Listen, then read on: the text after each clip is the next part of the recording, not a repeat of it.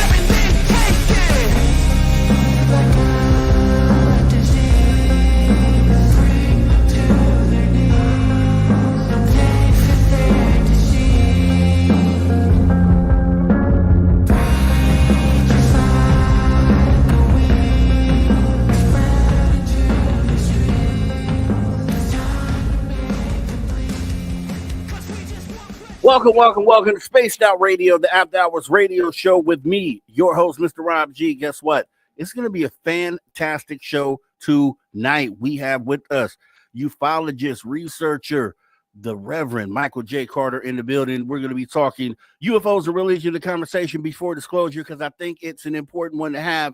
Guess what? We're going to be getting into that and a lot more. Let me see who's come in and got the gold positions. We got Race Fan with the gold. We have Kitty Catty Whack with the silver. We have Tamoth Man with the bronze. Appreciate you guys coming on in. We got UFO Tim James out there in the building as well. We got Male WD-40 getting us lubed up and ready for the show as if he didn't have anything else to do. Appreciate you coming on in. We got Eversor in the building. We got Kitty Catty Whack. As I said earlier, we also have Night Drive. I watch Baywatch. Appreciate you coming on in. We have Roger Murray in the building. Hey, Roger Murray, thanks for coming on in. We got T-Bone. We have Undead Jed. We have Pat Fisher. We have Flubber Lane. Thanks for coming in. We have Matt Goodcut. Thanks for showing up here tonight. We keep going down the list. We have Kurt M. Hey, Kurt M. Thank you for coming on in. We started a little bit late, so we're about to start the podcast side of this. I swear, I promise I will get to everybody on the next break here. Let's start the podcast side of this. Welcome to Spaced Out Radio, the After Hours radio show with me, your host, Mr. Rob G. It's going to be a fantastic show tonight. We have ufologist, researcher, Reverend Michael J. Carter in the building talking UFOs and religion. The conversation before disclosure, very important one to have, guys. I'm telling you, we're almost there. So we're getting ready to jump into this for hours 1 and 2. We got hour 3. Steve Stockton tells and told Miss Person Mysteries, and then Josh Rutledge coming in. Let's go.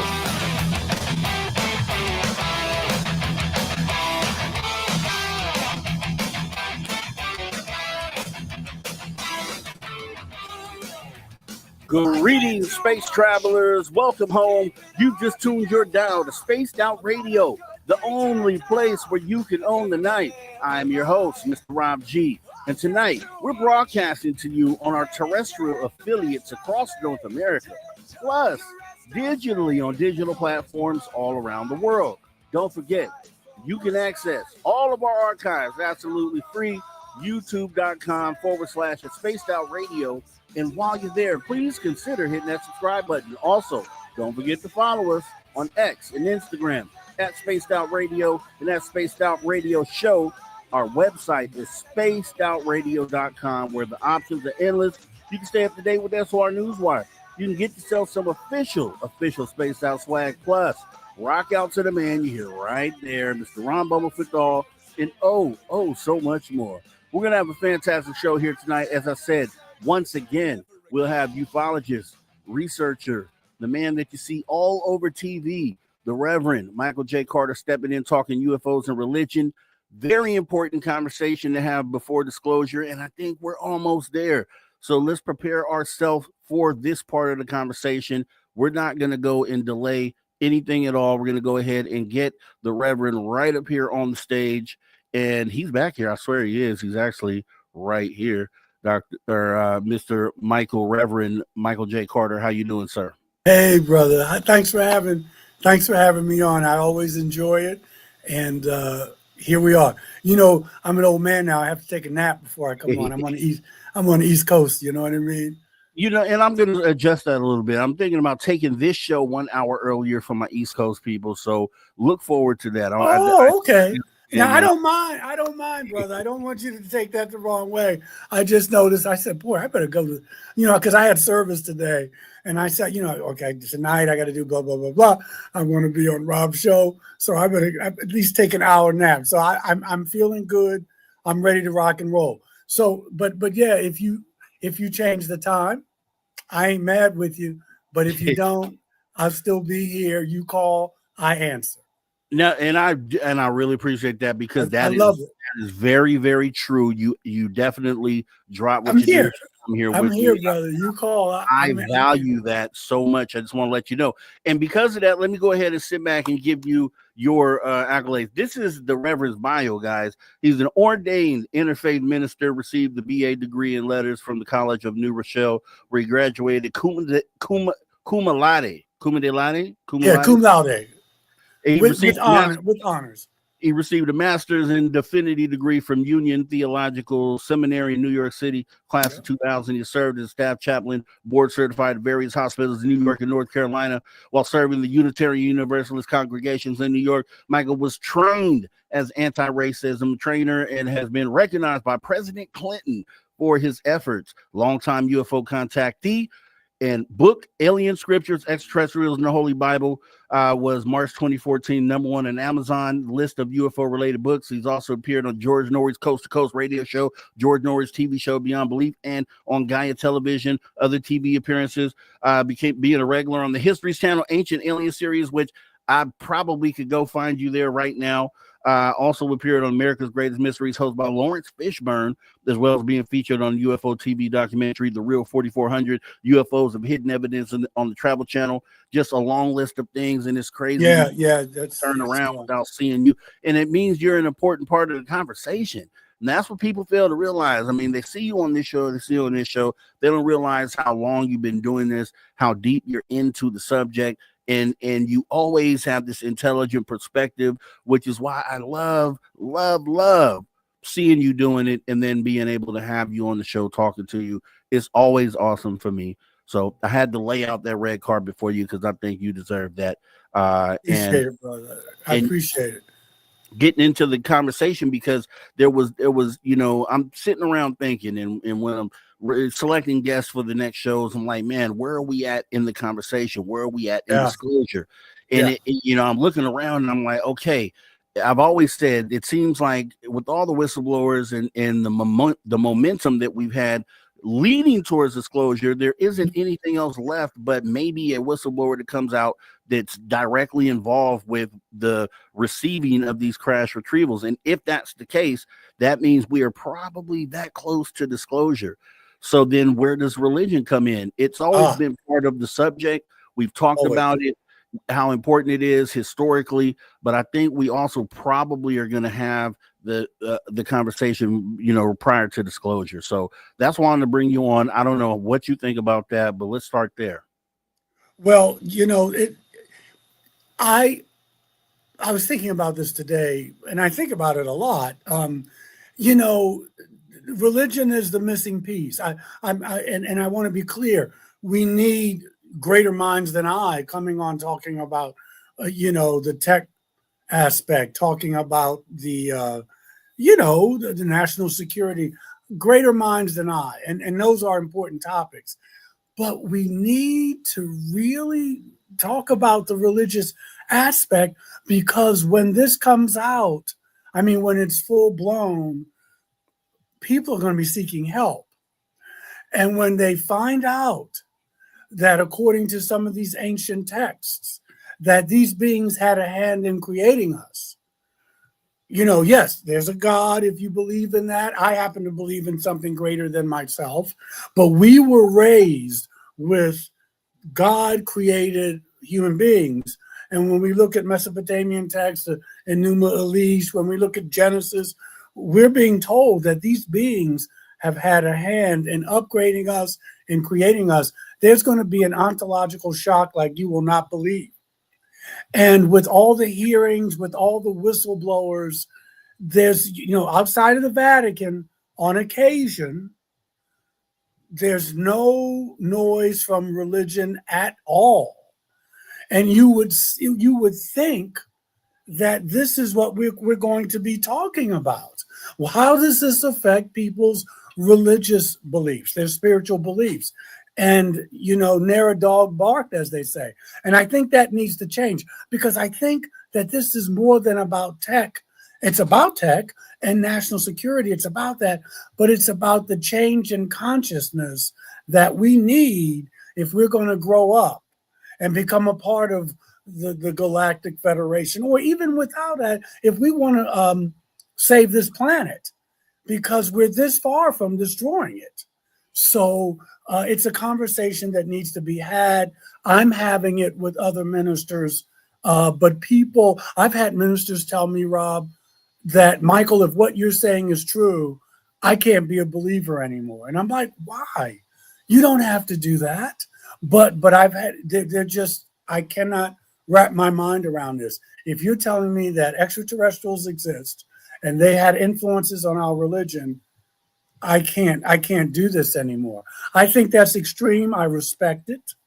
But I think that's what the Bible is about, telling us about what it was like to share the planet with these beings. So it's right there.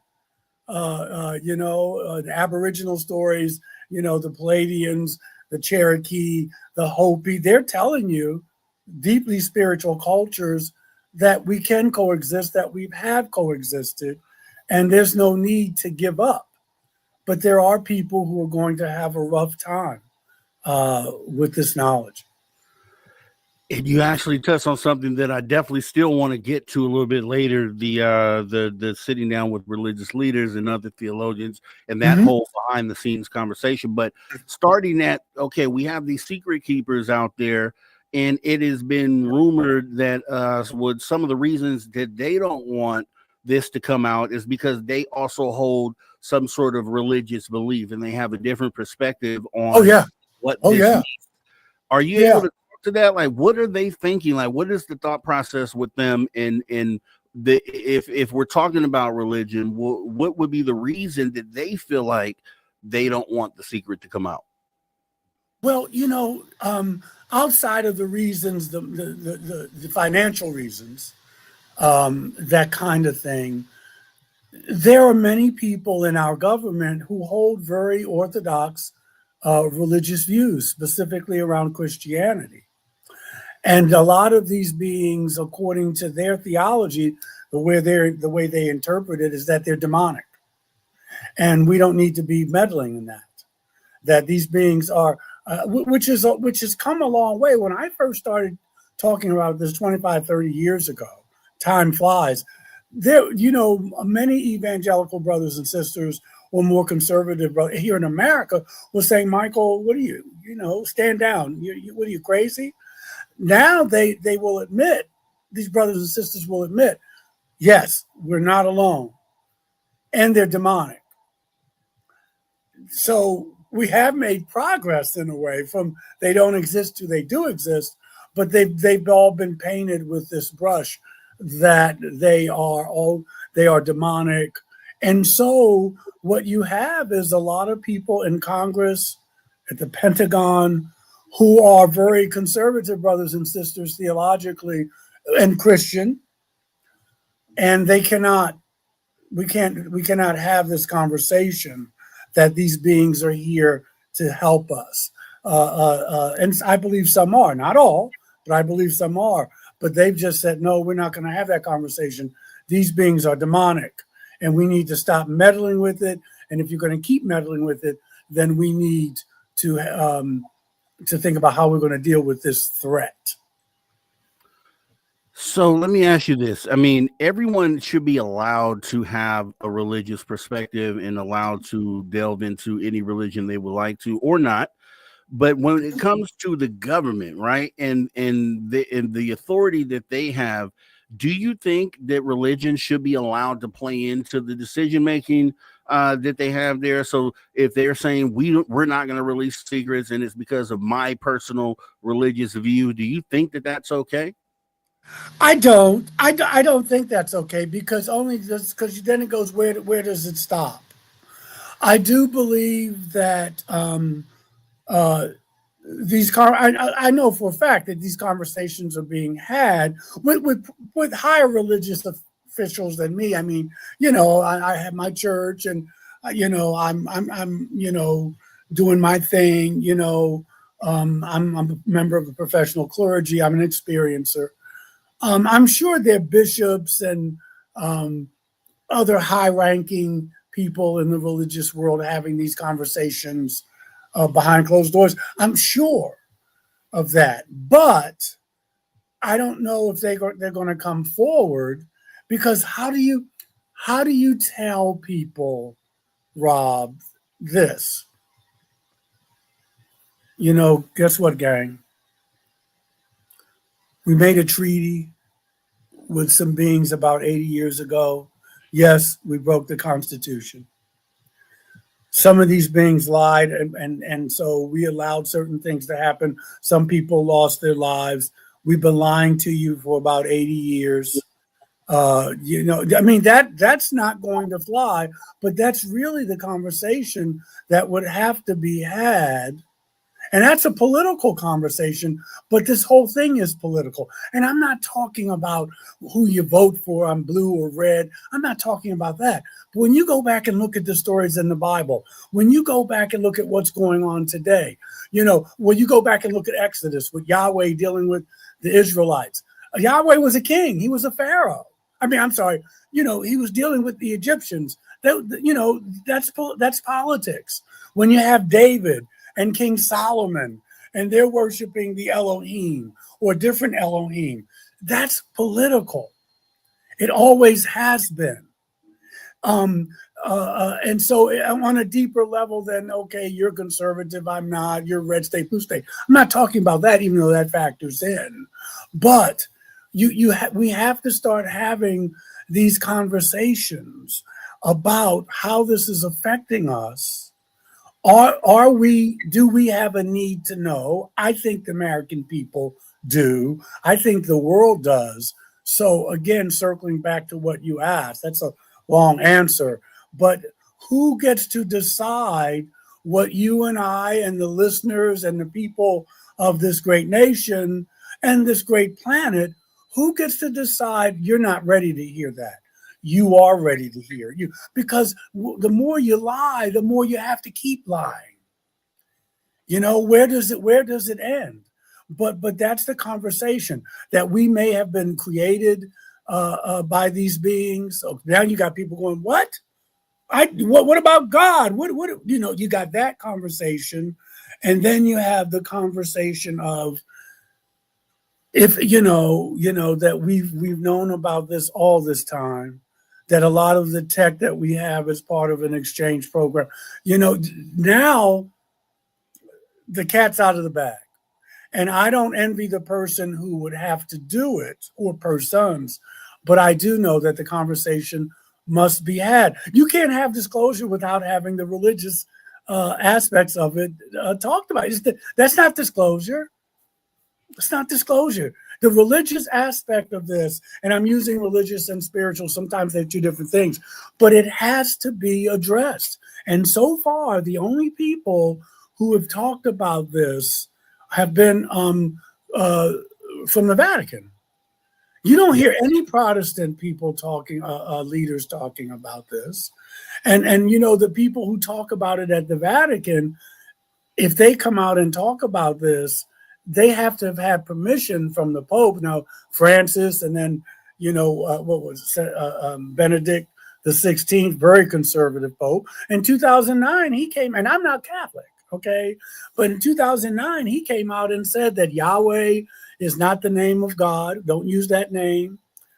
And that you shouldn't be surprised that there may be extraterrestrials in the Bible. Francis comes along and says he would baptize an extraterrestrial if they asked. I mean, so they're putting that out there.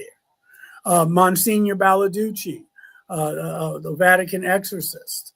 I forget the long title. I'm putting it crudely, but he came out and said that when people come and tell you about these beings with extraterrestrials, they're not having mental breakdowns. These people are not suffering from neuroses.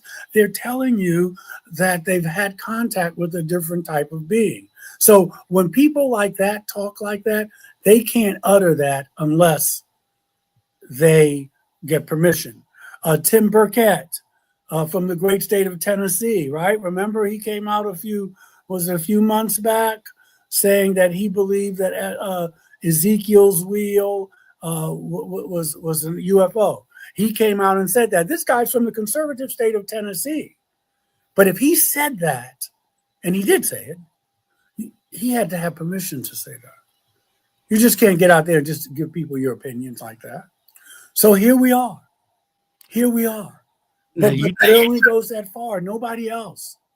You touched on the Catholics as being ones that are that have come out and talked about this. And I did have a quote here. It looks like from a Catholic priest and the director of the Vatican Observatory. Yeah. He's a Jesuit too.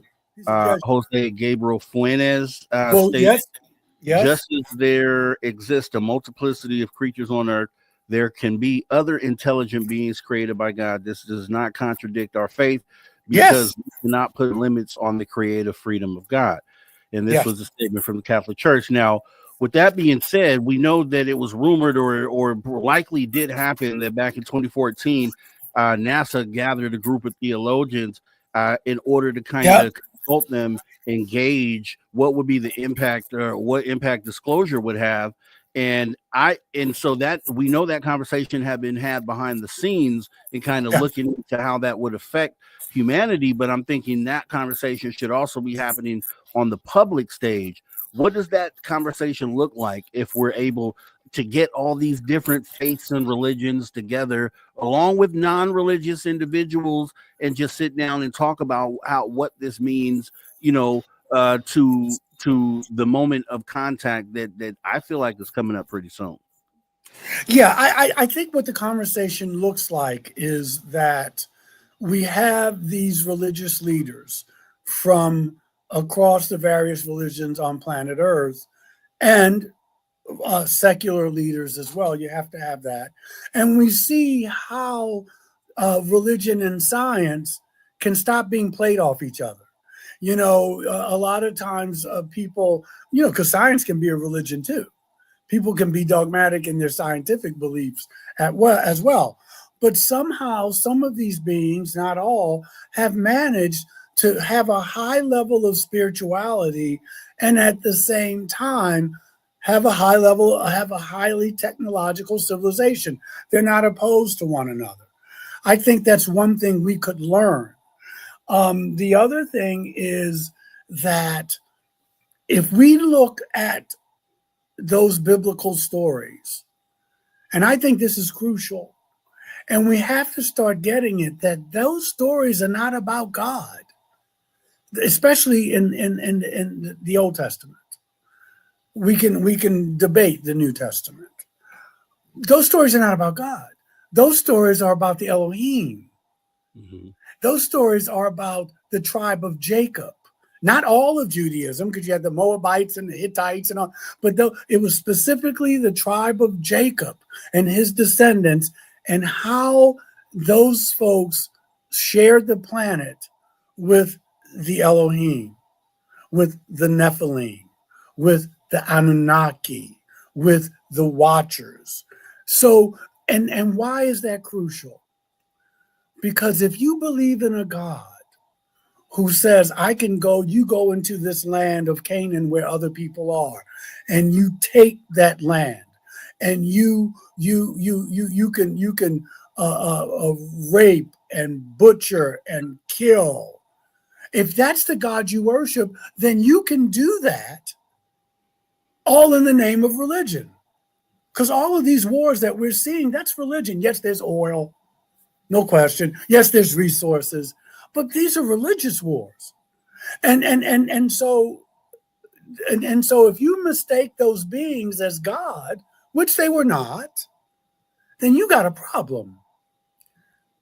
And so by looking at those stories in a different way, maybe we can change the way we look at each other and find out where we came from, why we're here, and how we can keep on being stewards of planet Earth. That's why I think it's really important that we get it, that those are not God stories. You can't, that's why people leave religion. I know people, when I meet atheists, and I have friends who are atheists, and they would say, Michael, I can't believe in the kind of God that most people believe in, the God of that Bible. And I say, I don't believe in a God like that either. I get it, and that's why people are leaving religion in droves. And so unless religion, and I'm speaking specifically Christianity because that's the dominant religion here, until we find a new way of making those stories real, of looking at those stories, and of course practicing what we say we believe, the churches will be shutting down from now until and now you got the ET layer on top of it. So we've got to grow a pair and come out and talk to brothers and sisters that, hey, let's look at these stories and let's reinterpret them and then find out who we are, where we come from. And we're actually going to be going deeper. We're going deeper, guys. So you got to make sure that you don't go anywhere. This is going to be an awesome jam-packed show with the Reverend Michael J. Carter right here on Space Out Radio, the After Hours Radio Show. Don't go anywhere. We'll be right back right after this break.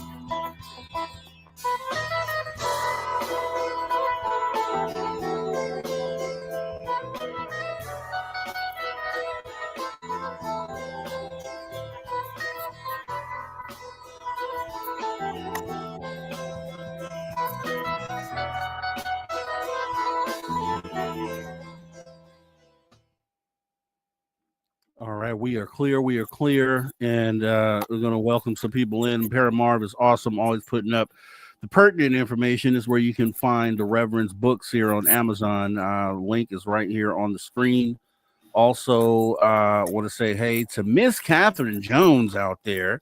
Hey, Miss Catherine, thanks for joining us here. Hey, Miss Catherine. Yeah, she is here for sure. We have Jules as well in the building. Appreciate you coming on in, Jules. And I'll tag this so we can read this a little bit later, Jules, as well. Susan Alloway, I see you out there. Thanks for coming on in. We have Kim Jellin. Hey, Kim Jellin, thanks for showing up here tonight. Super crazy movie geek. I got the question. I'll hide it real quick. Let me thank you for coming in, though. Appreciate you showing up. Kevin Kennedy, TMI. Appreciate you for coming on in. We also have, let's see, Paul Damon. Appreciate you coming on in. We have Channel Warhorse. Hey, Channel Warhorse, thanks for showing up tonight. Philip Blair, see you out there. Thanks for showing up. The Jaquetta, I think I said hey, but I'm going to say hey again. Thanks for coming on in. And Griff, new name. Appreciate you coming on in to the show tonight. Let's see, who else do we have? We have Caged on the Inside. Wow, that says a lot. Appreciate you coming on in as well. Thanks for showing up. Mark Eddy, I see you out there. Thanks for coming on in. Delilah, the Vatican knows more than we do. I would assume so. There it is. They have it all locked up. That's for sure. And Joanne, I appreciate you coming on in. We have Fast Timmy also out there. Who else did I miss earlier? T-Bone. Hey, T-Bone, thanks for coming in. Hillbilly Herb, I see you as well. Let's see. Who else? I think that might be close to everybody. Let me see. Matt, I said Matt Goodka for sure. If not, hey, Matt Goodka. Let's see. We have... go back here. Back. President Zaddy, see you out there. Appreciate you coming on in. Flubber Lane, hello.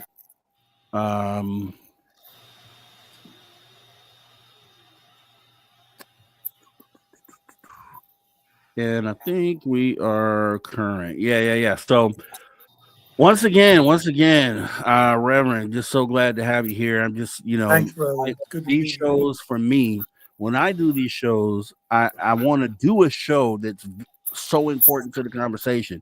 Every time you come on, you have something to add, and I think it's just key, especially in the time that we're in right now. It's just like it's so important to at least prepare people's minds for where we're about to be. Because we're getting ready to go places. I mean, you're looking at this whole thing with AI. Are we? And I don't see anything wrong with these things. But can we handle them spiritually? You know what I mean? You got to have a maturity, because it's like giving a child a weapon, and you can wind up hurting ourselves. I feel that religion is the piece of the puzzle, because whether we believe it or not, most people on the planet believe in something. And we can narrow it down to North America. It is a nation of believers. Now you can say, well, y'all don't act like you believe in anything. Okay, yeah, we'll talk about it. But since we do, people say they believe in God. Now we have to say, okay, what kind of God are you believing in? Because you can't have a false premise and have a positive ending. You can't. You just can't. So if your argument's based on a lie or an untruth, let's say it that way, then your premise, so we got to go back and look at stuff. And my mind is blown, and I go deeper and deeper into this. But religion is the key. Religion is the key to unlocking the conversation about disclosure. And until we go back and look at our books, look at the stories that we're being told, because it's right there, it's hidden in plain sight. It's right there. I mean, people say, oh, Michael, you say the extraterrestrials in the Bible. Well, I don't say it. The Bible says it. I jokingly say there are no UFOs in the Bible. There are no UAPs in the Bible. They're not unidentified. They're identified. The people of Israel knew what they were seeing when they saw these flying chariots. Josephus knew when he talks about the Battle of Jerusalem in 70 CE, when he says they're flying shields flying over Jerusalem. They're just using the nomenclature, the vocabulary of their time, trying to say, oh my God. But they knew. When people talk about the gods, talk about the gods. Plato believed in the gods, and he also believed in God. Marcus Aurelius talks about the gods, and he talks about the logos, which is his idea of God. John talks about the logos at the beginning of the book of John. So it's right there. We're coming back right now. All right, everybody, welcome back. Spaced Out Radio, the After Hours radio show with me, your host, Mr. Rob G. We are joined back right here with the always awesome Reverend Michael J. Carter, getting into UFO and religions, the conversation before disclosure, because it's a very important one. And make sure that you tell everyone out there, if they miss any part of this conversation, they can just hop in our archives, because they're absolutely free at youtube.com/Spaced Out Radio, as we jump back into the conversation here. And one thing that I want to start off with is obviously religion. I feel like the same way that I feel like, hey, we should lean on the indigenous and the stories that they've told over the years. I feel like religion is hand in hand with that. It's essentially a group of stories that you can lean into and gain something from. With that being said, this is kind of one of the things that I think one of the reasons we should have the conversation now prior to disclosure is that to give you an example, like Christopher Columbus and they brought the Christian thought process, the religion from their world into North America, and then the Native Americans, the indigenous people here, kind of were forced at some point to adopt this new religion and these new ideas. And the reason why I bring that up is because in a situation where we have our first contact event, people say that there are these Palladians out there. There are these Nordics that are very human-like. So you have to wonder if they are part of us, just starting there. And then if they are they bringing themselves some sort of layer of religion that they may introduce here to humanity? And the reason why I asked that or even concerned about that is Great because question. you have a group of people who may immediately subscribe to that. And is that a danger? Is there a danger in that sort of thought process, seeing how it went for the indigenous peoples? Yeah, well, when you look at Canal Reeves' remake of The Day the Earth Stood Still, and Kathy Bates is representing the president, if you remember, she says about first contact, she said, well, you saw what happened when Europeans met Native Americans, right? And so she's saying that could have a more advanced civilization just swallowed up a less advanced civilization. And so there are some proponents of that theory that these beings are, they could just take advantage of us because of their technology. And yes, they could. But I also think that sometimes people think, well, they're going to do to us what we did to other people. Mm. You know what I mean? So that's number one. If you read some of the literature, if you go back and look at Billy Myers, controversial though he is, and he's talking to some Jeza and the Palladians, they have a deep spirituality. They happen to think that our religions are very primitive, probably because of the way we treat each other in the name of our religions.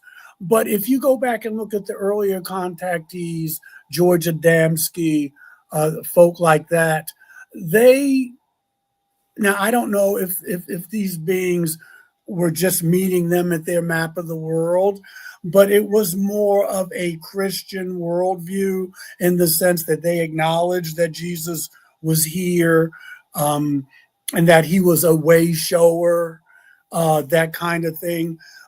There's some Palladians, and because you brought them up, if you read the Billy Myers stories, they call what we would call God, they call it creation. And it is not an anthropomorphic being. It is an energy.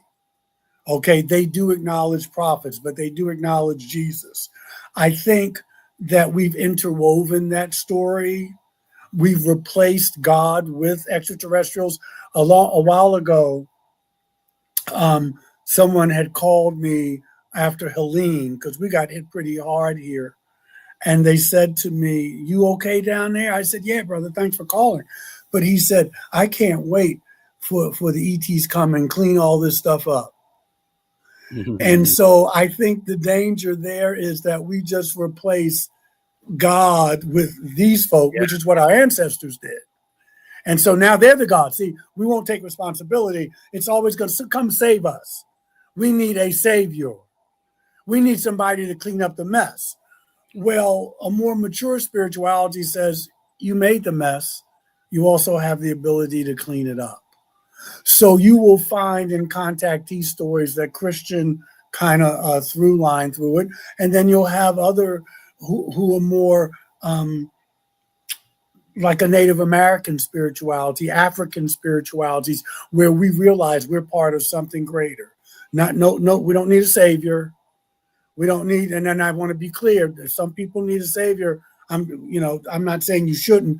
We're talking about the worldview that we get from cultures that reenact with these beings. There's some cultures, like some of the Viking culture, they didn't worship these beings. They knew they were advanced, but they didn't worship him. Right. You see what I'm saying? And so, and that's where I hope we could get to after disclosure. You don't have to give up Jesus or Buddha or Lao Tzu or Confucius or, well, I shouldn't say, because Buddhism is a philosophy, as is Taoism. But, and those are the philosophies that will survive. Christianity is going to have a problem. Why? I'm glad you asked. Now, and I think Catholics are Christians too, my personal opinion, but they make room. Some Christians don't. They go, I'm Christian and I'm Catholic, or Christian versus Catholic. But they allow for other deities. They have saints. You know, I can't pray right to Jesus, so I'll go over here to Mary. I'll go to Joseph. I'll go to Saint Bernard. But they have other people in a hierarchy in that pyramid. See, Christianity doesn't.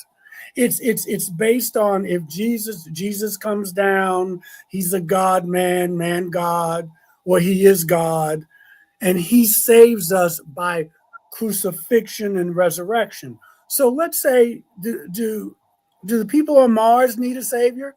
Does Jesus have to go there and get beat up and die again and raise again? Does he have to go to Venus to do that? Does he have to go? See, that's a problem. Yeah. That's a theological problem because there's only one. Yeah. And so, and that's what Christianity hinges on.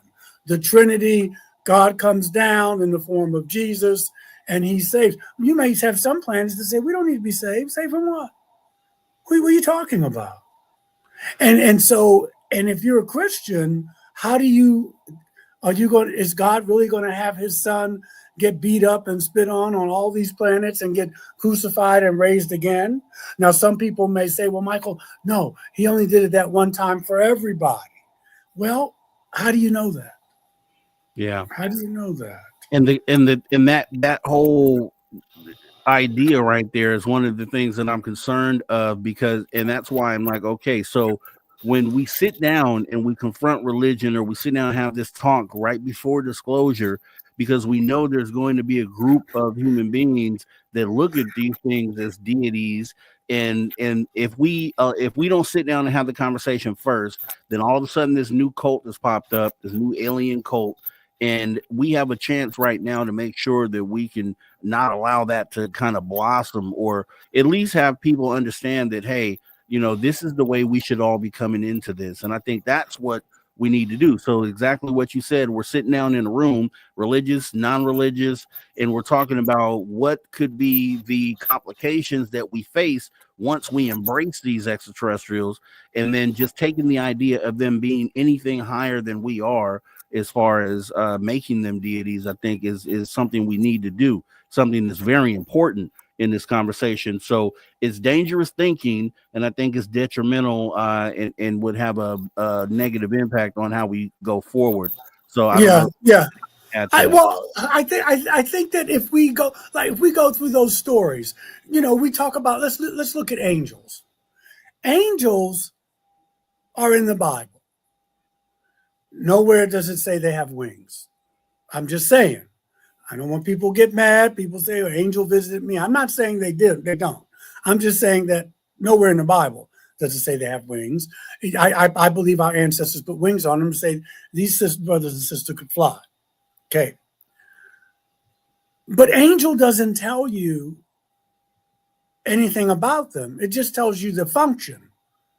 Angel is, angelos in Greek, malachim in Hebrew. It just tells you what they do. Envoys, judges, diplomats, messengers. Okay? If you look at the biblical stories, if you look at Genesis, they sit down and eat. They sit down and eat. They get tired. Okay? If you look at the Greek stories, they make love. They get drunk. They fight among themselves.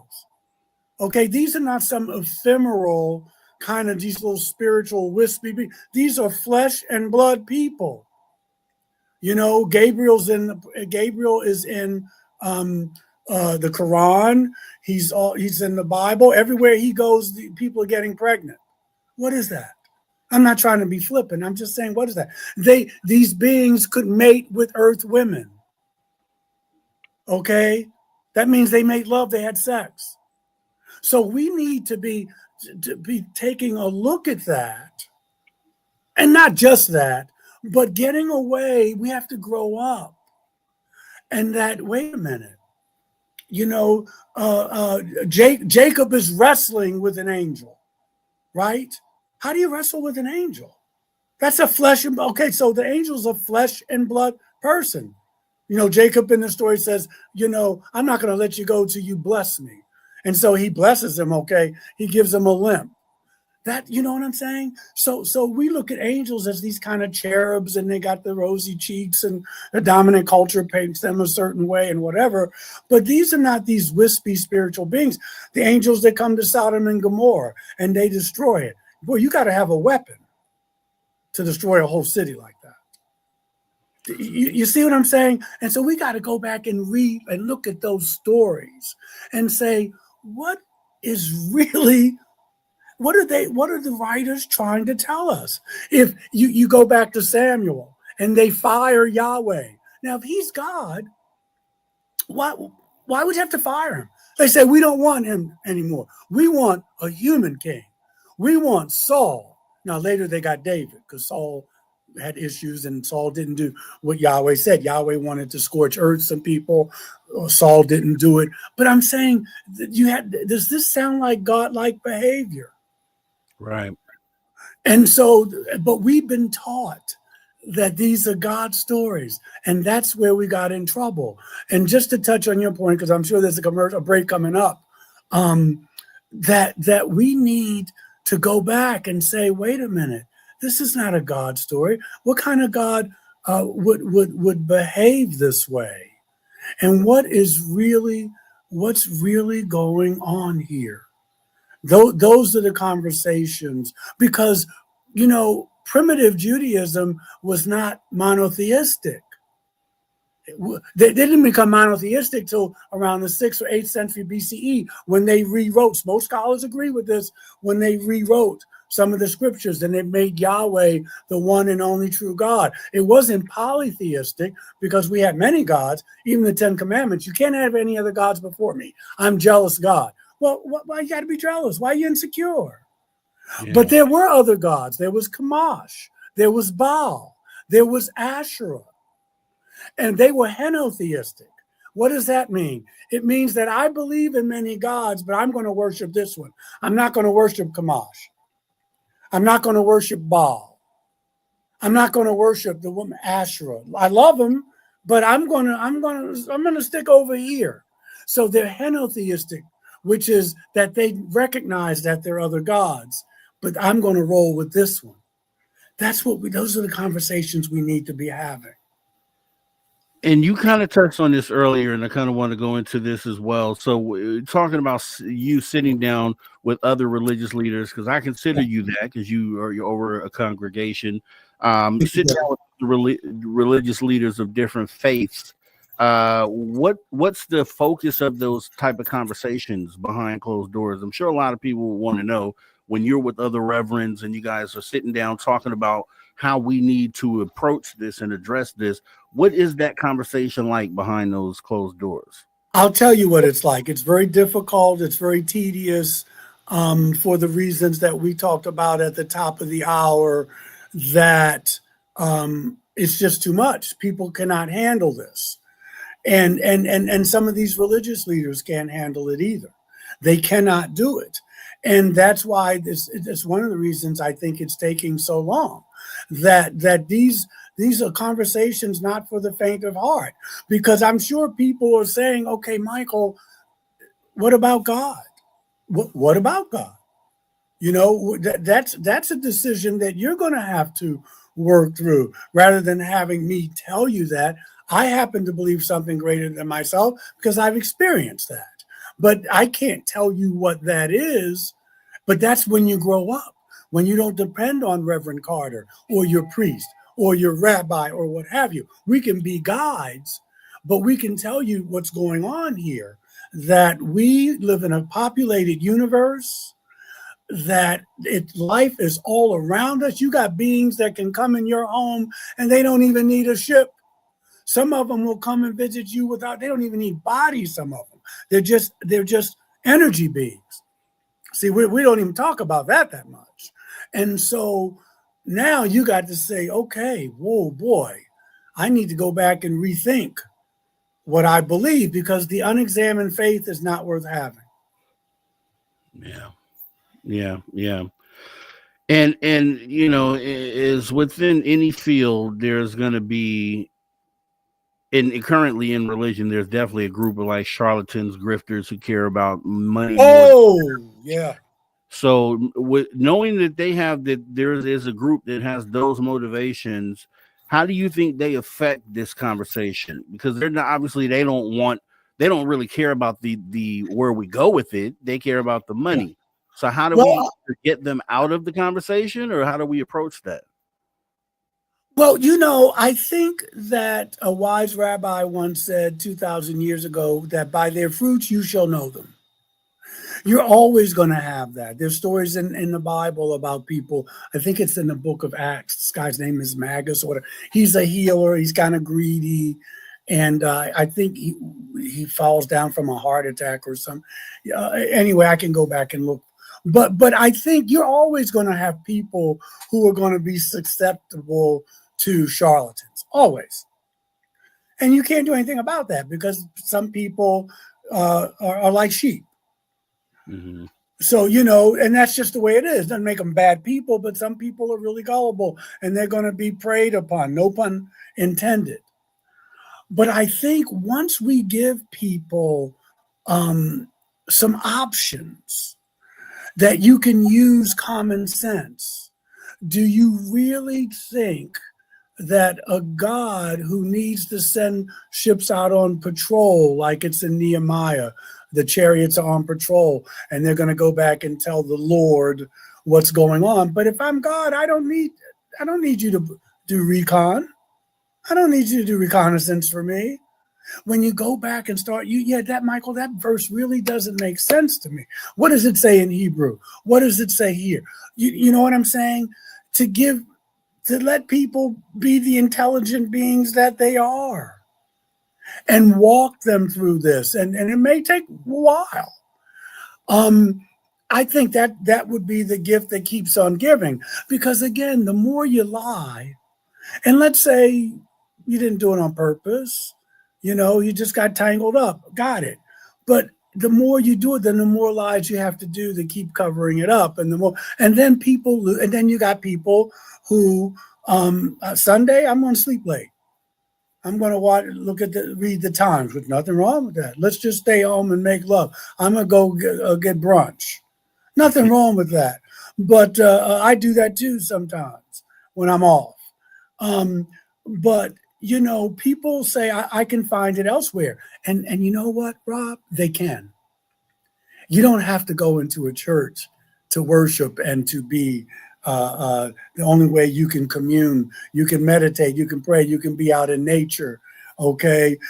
You can contemplate, you can meditate, you can do yoga, you can do tantra. There's other ways. And I think that people are saying, yeah, if I'm going to keep getting the BS, if I'm going to keep getting the hypocrisy, you walking left and talking right, you're accusing me of keeping guilt on me and keep me paying, praying, and obeying, which is what Yahweh and some of these beings were doing. I'd rather stay home. What is your gut feeling? What is your gut feeling for, you know, the outcome of humanity? So say we don't have this conversation. People are saying, oh, the religious part, we don't need to have that conversation. It's not important. Oh my God. What are the differences in the outcomes potentially of not having the conversation before disclosure versus having it? Great question. I think that, and I feel that if we don't have this conversation, people will go into nihilism. They'll go into despair. They'll just use all hope. I get the anger at religion. I get it. I was angry. But there's a lot of good that can come out of religion, out of good religion, not dysfunctional religion, not religion where I'm going to try and fleece you and get your dollar out of your pocket, or, you know, gonna lay up with your wife and all, I'm the minister and all that. No. But there's a lot of good that comes from religion. Some religious people transformed this country. I'm talking about Dr. King. I'm talking about Howard Thurman. I'm looking at the Mother Teresas of the world. I'm looking at those folk, Cornel West, Dr. Cornel West, those kind of folk. And so there is good that can come out of religion. But if it's dysfunctional religion, if it's disorganized religion, if it's disorganized government, you wind up with chaos, which is, you know, we're starting to see a little bit of that now. You know, that the institutions don't have the trust of the people. That the 11th commandment is thou shalt not get caught. I can do whatever I want to you, as long as I don't get caught. You know, you know, if I steal now, that's not, I embezzled. You know, I embezzled, but you know, you robbed me. Come on. Yeah. So you start to see this kind of domino effect, and again, religion can contribute to that if it's just as screwed up as the rest of everything else. But Dr. King was a very religious person in the Baptist tradition.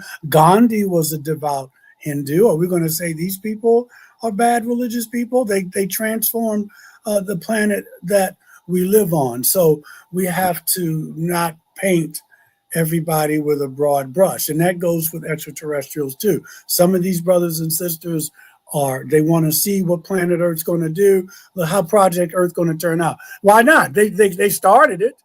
They want to see, let's see what the return on the investment is. Let's see if they can grow. Let's see if they can change. And then you got a group of extraterrestrials who probably, you know, want to keep us in this low energy vibratory state.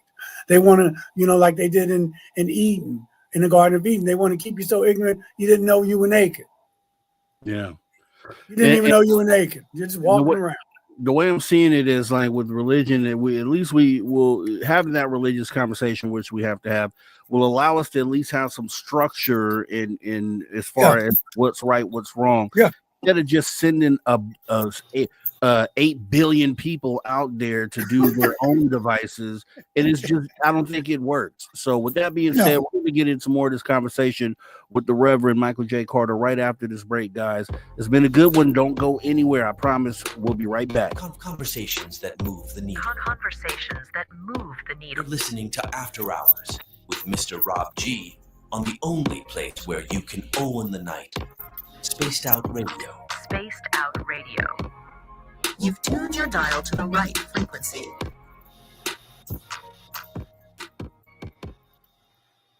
All right, we are clear, and Reverend, we're off camera for 5 minutes. I'll see you in a minute. Okay, brother. I'm going to go bring a book down that I want to tell you about. Okay. Okay.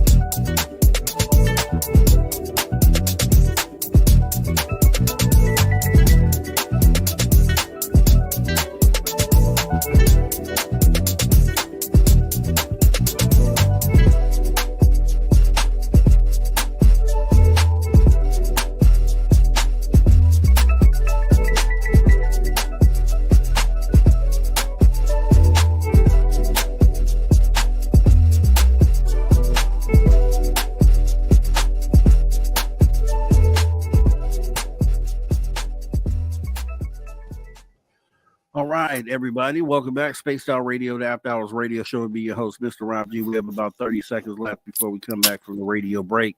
This is the hour where your questions will be asked, and I have been tagging some, so make sure you continue to put them in the chat. I'm going to keep my eye out. Just make sure they're in all caps, and we'll ask them to the Reverend right on the back half of this hour. We're getting into some really good stuff. Once again, guys, if you missed any of the conversation, you know what you can do.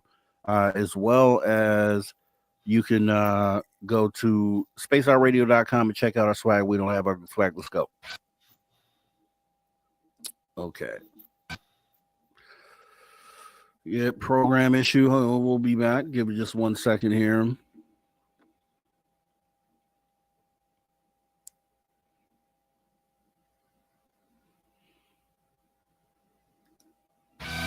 All right, everybody, welcome back. Spaced Out Radio, the After Hours radio show. We are in After Hour number 2 with the Reverend Michael J. Carter talking UFOs and religion, the conversation before disclosure. A very important app. Make sure that you don't go anywhere. This hour is going to be awesome. If you miss any of the conversation, hop in the archive. It's free, youtube.com/Spaced Out Radio, as we go ahead and get right back into what we were doing before. So, just kind of going into this, Reverend. So some people look at the phenomena as evil. Some are accepting of it. We know that. So sitting at the table together, is there, what would be, if you had both of those groups in front of you and we needed to come to some sort of, compromise, what would be the message that you would deliver in that moment, and how would it be delivered? I would. Okay, and let me, before I answer that, I want to be, I skimmed over something. There are people, there are ministers, there are professors who know what we're talking about is true, but they can't come out and say it. They would lose their tenure. They would lose their livelihoods. I do have people who say, Michael, I believe everything you're saying. I can't say it, and I don't blame them. So I want to be clear too with that. There are people who say, I know what you're saying. I feel that we would have to go through, it's almost like unindoctrinating people. I don't know if that's such a word, unindoctrinating. Anyway, that the compromise would have to be that we can agree to disagree. But one thing we do know is that we are being visited. And I would not even use the word visited, that we were invaded. I mean, let's call it what it is. You can say we were visited, but we were invaded. Some people came from another place and they came to our planet and, had sex with the women and started governments and stuff like that. But I think that would be the bottom line, because we can't even compromise now without the UFO thing. You know what I mean? My God's bigger than yours. I'm right and you're wrong. So that would have to, we could have those conversations, but we can't get stuck there. But one thing we can agree on, that we are not alone, that we have been visited / invaded. And where do we go from here? How do we, because we're not all going to agree, but how do we get this information out to the public?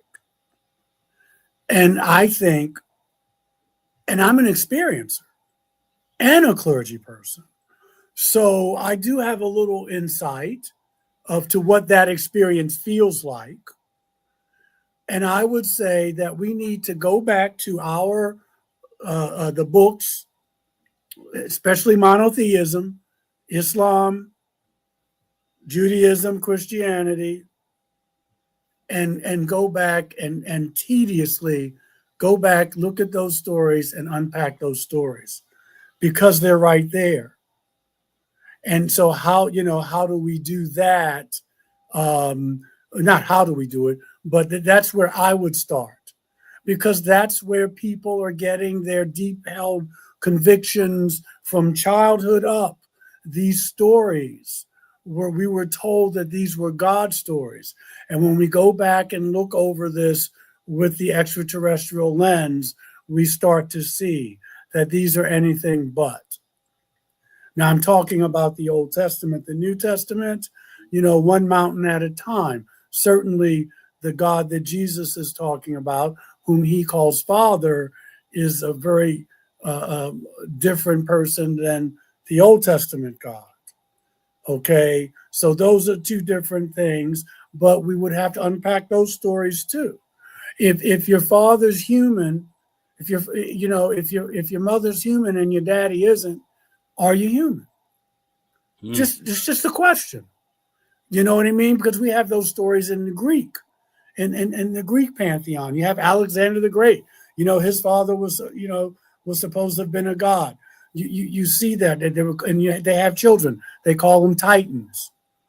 Okay, we call them hybrids. So, because it's all in our culture, and we need to go back and relook at and look at those stories for what they are. And that's not going to happen right away, but that's where I would start, at least in Western culture.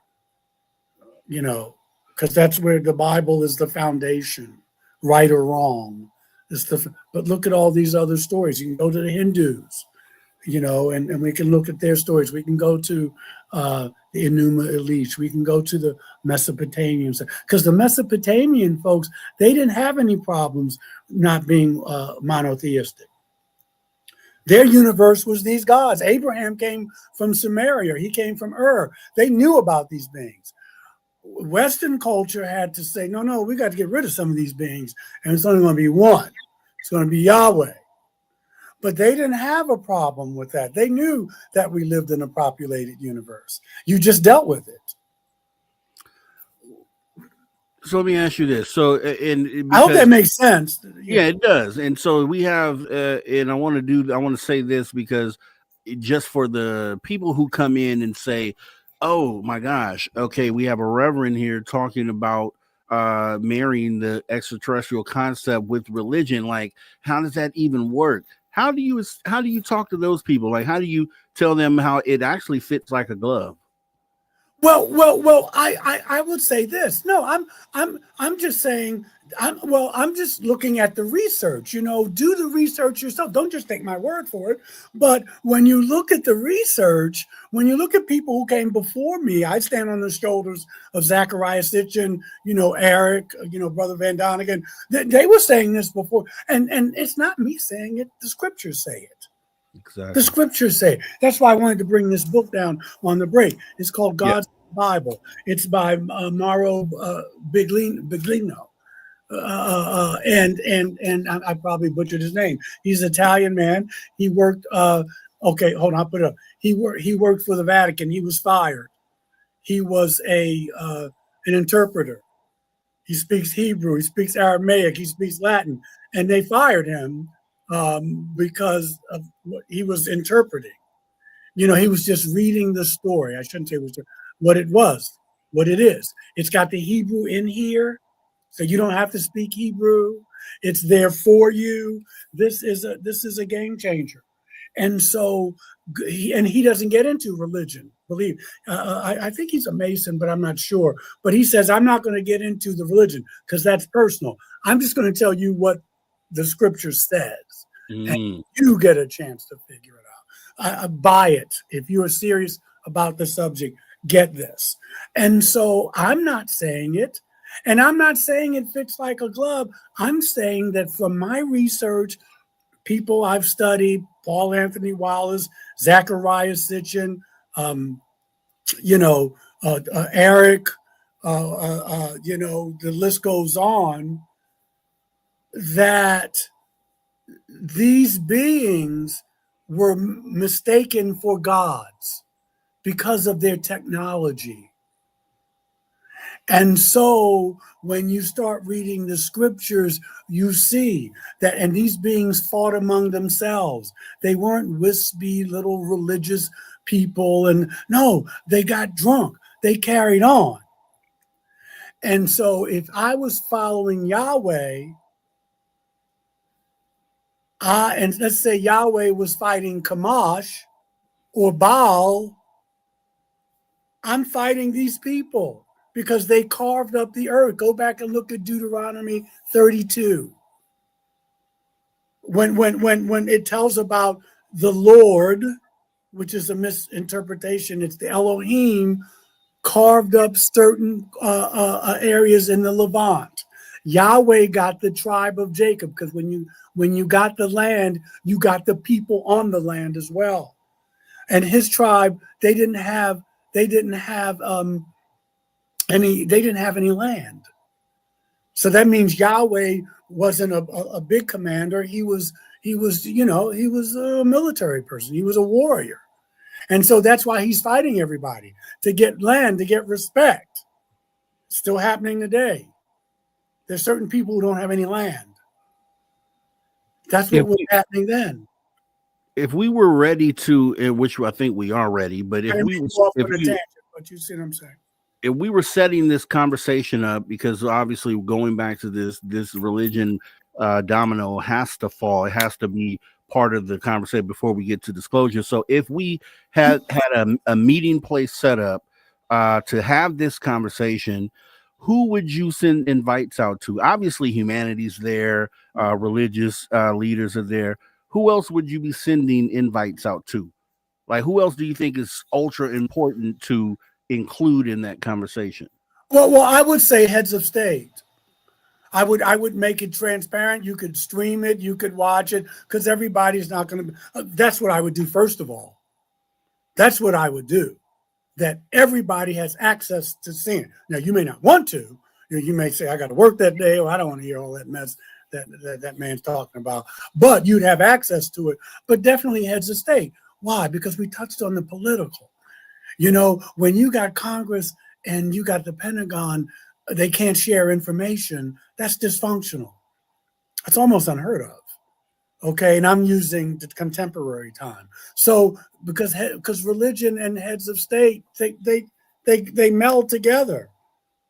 There's a separation of church and state. Well, that's not happening so much anymore, but you can't have one without the other. And I would say, go back and look at those stories. Look at the biblical stories. Go back and look at with the Native Americans and Aboriginal peoples of Australia and Africa, because that's how some of these beings came down. They taught us how to do animal husbandry. They taught us how to make weapons. Some of them taught us about government and numbers, and that's how civilization was started. So it's all political, and I mean that in a positive way, in the sense of we've stopped being hunter-gatherers. Okay, next thing you know, we're in the Bronze Age, and I'm jumping, but you see, we learned government because that's the way they set it up. That's how we learned from them. Now, that doesn't let us off the hook, but when you look at government, especially in the West, you have God or the gods. You have a king, right? And then you have your religious leaders, and then you have, your everyday people, post office, people working. That's that pyramid. Well, we got that from them when they taught us how to set up governments. Because remember, they were ruling, then they left. Maybe their offspring. So you had the demigods, you had the hybrids. You look at the king's list, the Sumerian king's list, the Egyptian king's list. Nobody human can rule someplace for 200,000 years, 150,000 years. That gives you a clue that these people weren't human. And so then they had offspring who mated with earth women. So now I'm a hybrid. My daddy's Elohim, my mom's human. So now I'm ruling. Okay, and then you see like in Exodus. Okay, so what does Yahweh do? Michael, you've been really obedient. You and Rob and y'all, you're going to be the priest. You're going to control this. I'm behind you. Do you see the hierarchy that's starting to be formed? That's how we have priests and stuff like that. So we got our system of government. We've got the way we treat each other sometimes. We got that from the gods. So then when you read the Bible, after a while, Yahweh fades out. So now you got the high priests. This is the way you rule. This is the way you want to do it. And guess what? The priests are going to rule the people the way they see the king rules. Okay? So now they're corrupt. Now they're drunk with power. They're not treating everybody well. It's the story. It's over and over and over again. And then you have some teachers who come, like a Yeshua, right? Like a Buddha, like and we don't have to go that far back. We can go back further, that they have the consciousness is raised. So they come and start to tell the people, you know what? You don't need those people anymore. You don't need that. There's something in you. That's the hero's journey. Even for people who don't believe that Jesus was who he said he was, you look at that story, that's everybody's story. I'm born. I don't know who I am. All right. I believe what everybody tells me I am. And then as I get a little older, I start to go, wait a minute. There's something unique about me. There's something special about me. But then you got the world and all these people trying to keep you down. That's what was happening to Jesus. When he was younger, and we don't know whether he was in India or whatever, but then he gets this, I have the Christ consciousness. I have whatever it is. Now we're powerful. I'm not like what my mom told me I was. I'm not like what society told me I was. I'm bigger than that. I'm connected to something larger than that. Yeah. That's the hero's journey. That's the Shiro's journey. And I think that's actually a great place to pivot, because understanding that you're bigger than what society has kind of led you to believe you are, and once makes you dangerous, have that realization, and it makes you dangerous. And this whole time, and I'm kind of going to touch on this a little bit, but kind of not, but kind of, there's been, we understand there's a UFO cover up, and this goes back to at least Roswell, and we've had JFK cover ups. Yeah. And so you are talking about a barrier that there's people on this side of the conversation who we can never touch, we can never see, never know who they were. They pull the strings, they do all this. We're just down here as the citizens, just going along with whatever we're being told. I never thought within my lifetime that I would see a moment where those people behind the curtains would be exposed. And as we're seeing in this moment, regardless what anyone thinks, we have this whole news thing going on right now where those people in those positions are technically being exposed, or we're seeing behind the curtain. And it's strange, because it's a strange feeling, because it makes something that you thought was untouchable, touchable, and attainable.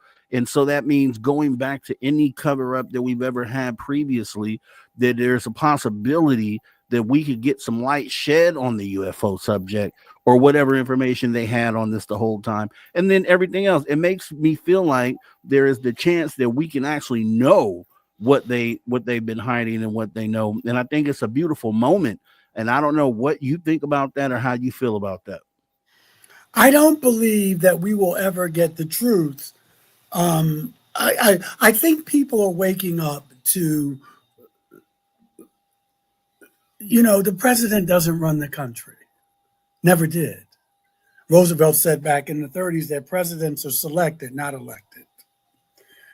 You've heard various people say that if voting worked, they wouldn't let you do it. Now, I'm not saying don't vote. I'm just saying that there's a lot of different ideas about that. But the president doesn't run the country.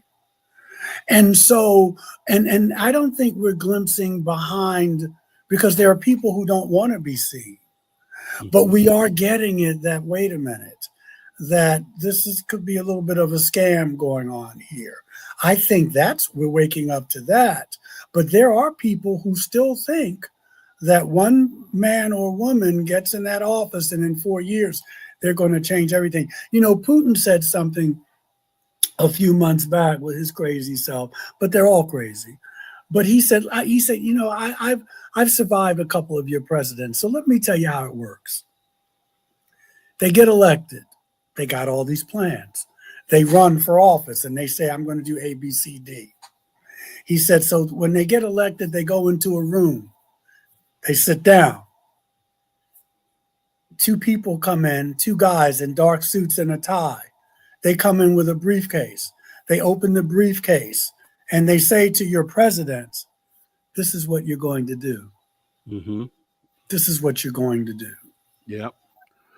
And people don't realize that they think the president runs the country. They don't get it, that corporations run the country. That when I'm watching a Democrat and a Republican debate an issue, they don't realize that the same person is paying both of them.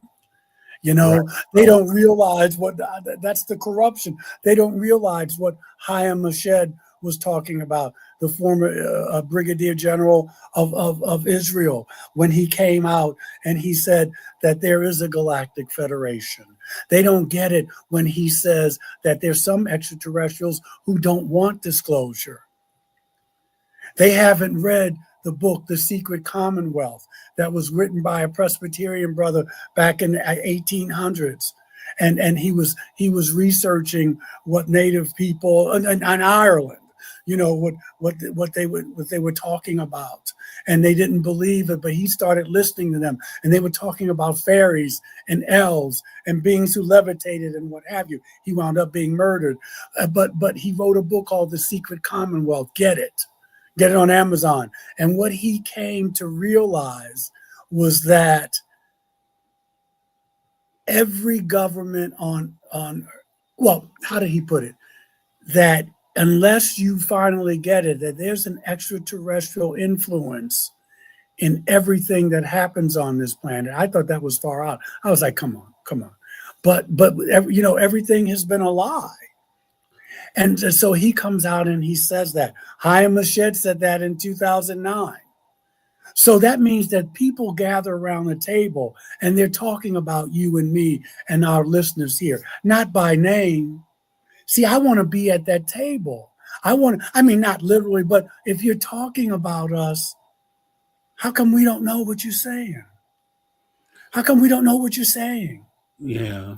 There are people talking about us and making decisions about our lives, and some of them are human, and according to Chaim Mashed and the brother who wrote The Secret Commonwealth, and some of them are not human. But we think Trump is running the country. We think Obama was running the country. We think Bush was running the country. Yes, you got 2 years. We'll give you a little library when you finish. You got to be known for something. So maybe you're going to do Obamacare. What are you going to do? You're going to do you made Nixon. You opened up roads to China. You're going to be known for something, but there are other things that you don't get to do, that we tell you what to do. And that's how it works. I think one of the biggest revelations is the label conspiracy theory obviously came out with the CIA years ago as they attempted to make us feel like we didn't know what we knew. And in this moment right now is the first time that we've always assumed that there's string pullers behind these scenes. Mm-hmm. And this is, I think, the first time that we actually have confirmation of the fact. So it's no longer we have a good idea that there's a shadow government. We actually now know that there's a group back there that's pulling the string. There is this actual group back there. They are doing things like pulling strings and setting things up. And it's a small group of people. When you get that book, The Secret Commonwealth, what you come out with is this. You can tell. Also with the Bible too, you can tell when whoever's ruling is non-human because the policies become more and more draconian. The policies become more and more cruel. The policies become more and more violent or what have you because they're not human. And they don't know what it's like to be human. And you go to people, how could somebody do that? How could somebody make legislation like that? How could somebody do? Because someone behind them is telling them, this is what we're going to do. We're going to hold it right there. We're coming right back after the break with the Reverend Michael J. Carter. Guys, don't go anywhere.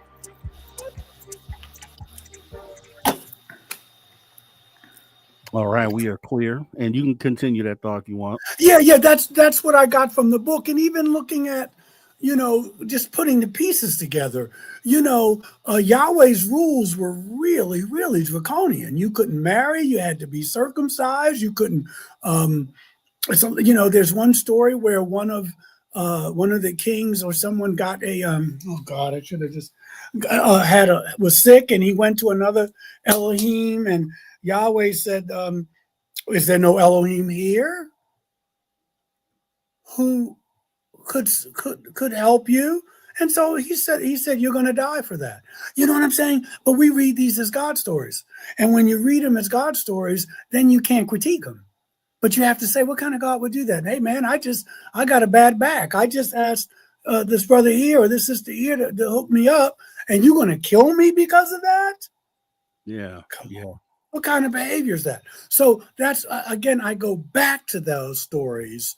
And maybe next time I can give you chapter and verse. I have them all here on my phone, because for these kind of conversations, that's what we have to change our whole paradigm about what these stories mean.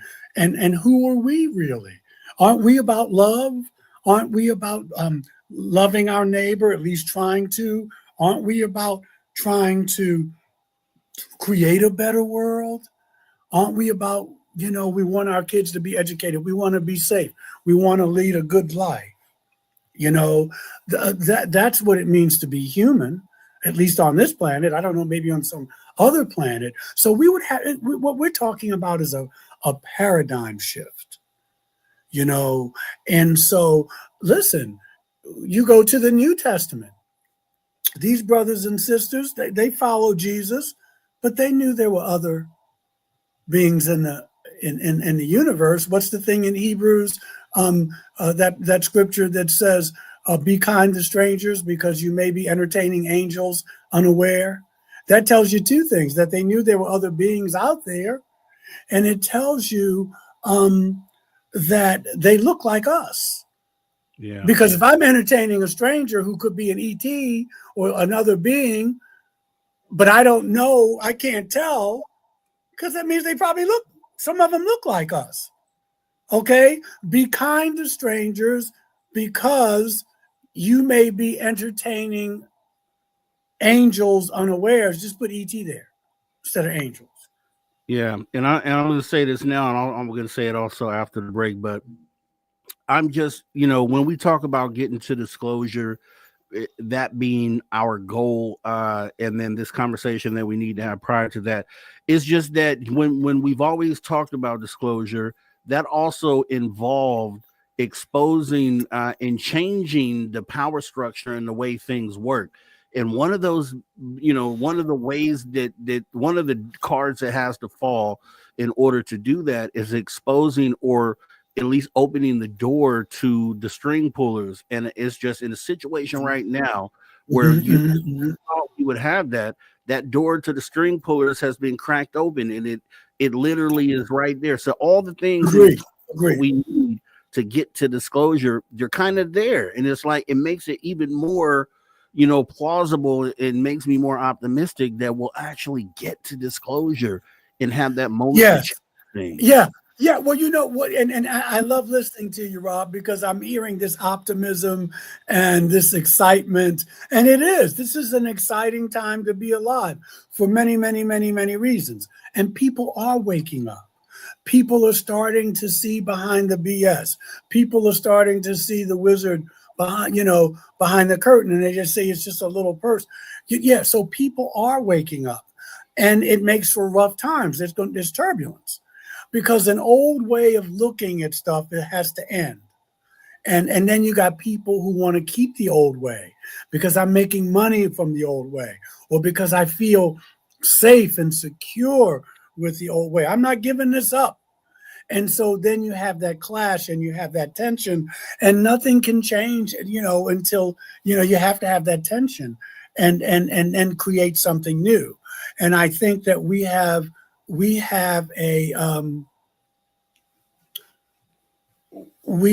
I'm going to get that book for them.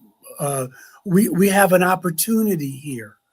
We have an opportunity as human beings to decide where we want to go. Hold on, you see? Yeah, we have about 30 seconds before we come back. Okay. Yeah, guys, your questions are coming up here. Yeah, I got the book. The book is by Robert Kirk. Robert Kirk, The Secret Through, because it's old time English, but this guy, he wound up murdered. He was a Presbyterian minister. They killed him. They killed him. Robert Kirk. Okay. Yeah. All right, we got 8 seconds left before we come back here.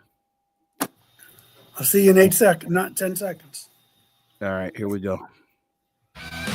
All right, everybody, welcome back. Spaced Out Radio, the After Hours radio show. Me, your host, Mr. Rob G. We are back with our guest, the Reverend Michael J. Carter. We've been getting deep tonight, and I told you it was going to be that way. We always do that here. We'll continue to do it. If you missed any of the conversation that we've had so far, jump in the archive, youtube.com/the Spaced Out Radio. As we go ahead and get ready to address some of your questions, we are going to do that here right now. But first, I just wanted to make a statement to the Reverend, because I said this during the break, and I just want to put this on record for the radio audience as well. It's just that, we've gone being labeled as conspiracy theorists for the last 80 years. They put the label on us, and I think we're just in a moment right now where we can now get rid of that term finally, because we have a moment, leading up to disclosure. One of the cards that had to fall was being able to open up the door to those string pullers. And it seems like that has cracked open in this moment. So now we're no longer labeled conspiracy theorists, because we know that there are people that pull strings behind the scenes. And now going backwards, maybe we can get some resolution on some of these other things. But going forward, for sure, there's no way in the world that they could just say, oh, you guys are conspiracy theorists. We're at a point where we have all the prerequisites to kind of bring in disclosure. And I just wanted to put that on record. And if you wanted to say something to that, you can. Definitely. Yeah. No, I think you're right. And I also think that they can call us what they want, but we don't care anymore, because we know. You know what I mean? Now we know, because things are being revealed. So before, that's how you shut somebody down. Conspiracy theorists. Now it's like, no. You can call me that, but look at the data. Connect the stories that you're seeing in the news. And all of them aren't true, but a lot of them shed light on a lot of things. So I think, and that's what I mean. People talk about being woke. I'm not talking about, I'm not going to get into that conversation, but I'm just using the phrase, people are waking up. We're not asleep anymore. We're noticing what goes on around us. And so that's the beginning of when you start to see a society start to change. Yes. That's the beginning. But that change not only can be scary, but it scares other people who want to keep the status quo. That is fact. Now we're jumping into our first audience question here from Jules, saying, I've always wondered why in Genesis they mentioned that in such and such a place the goal was good. When God created everything, he should know exactly what is good where, right? Yeah, I'm not kind of getting that, Jules. Yeah, first of all, I would say, yeah. If it's this, here's something, Jules.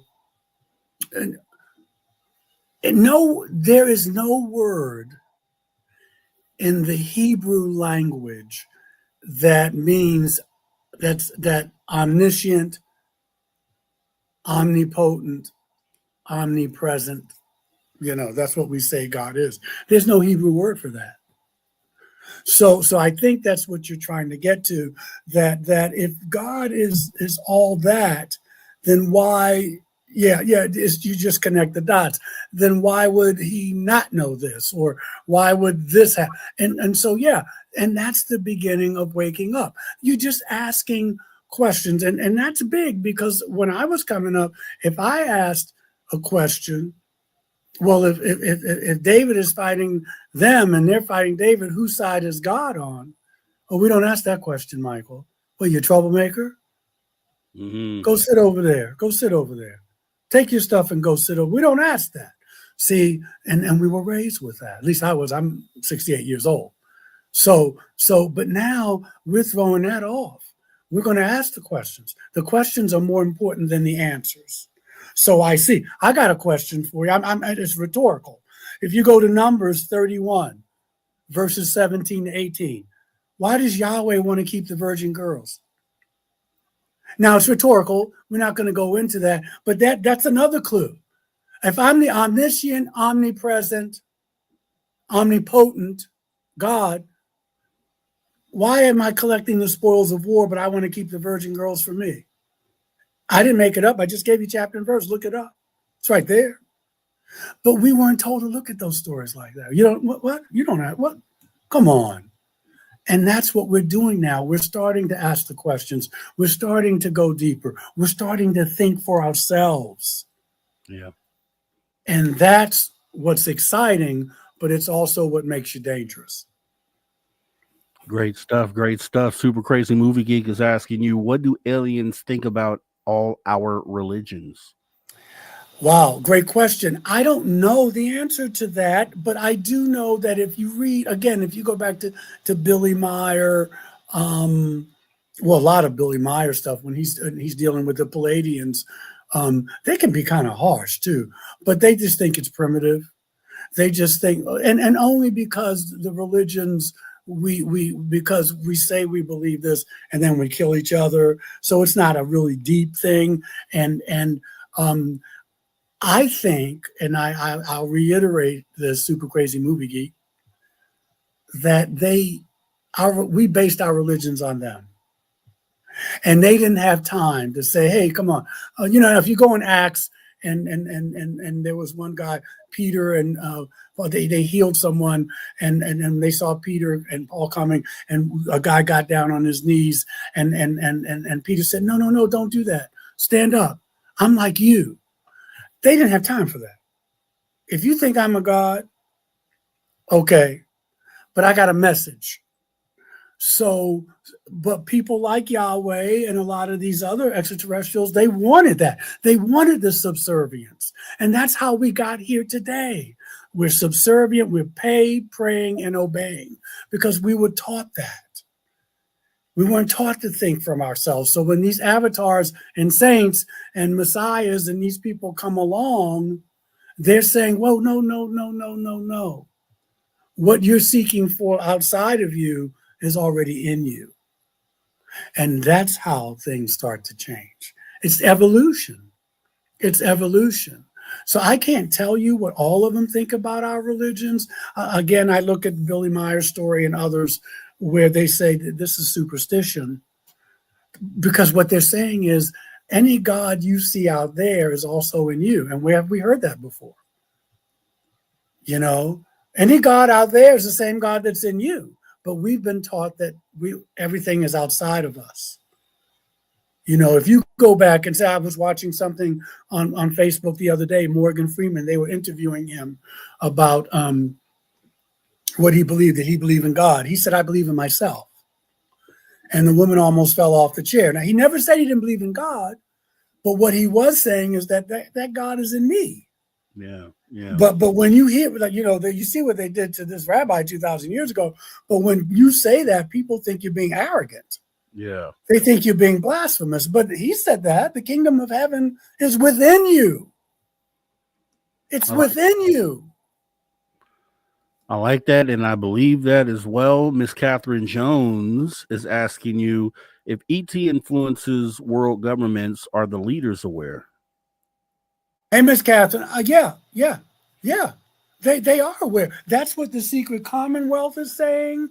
That's what Hayam Mashed is saying, that there is a galactic federation and that there's some ETs that want disclosure and some don't.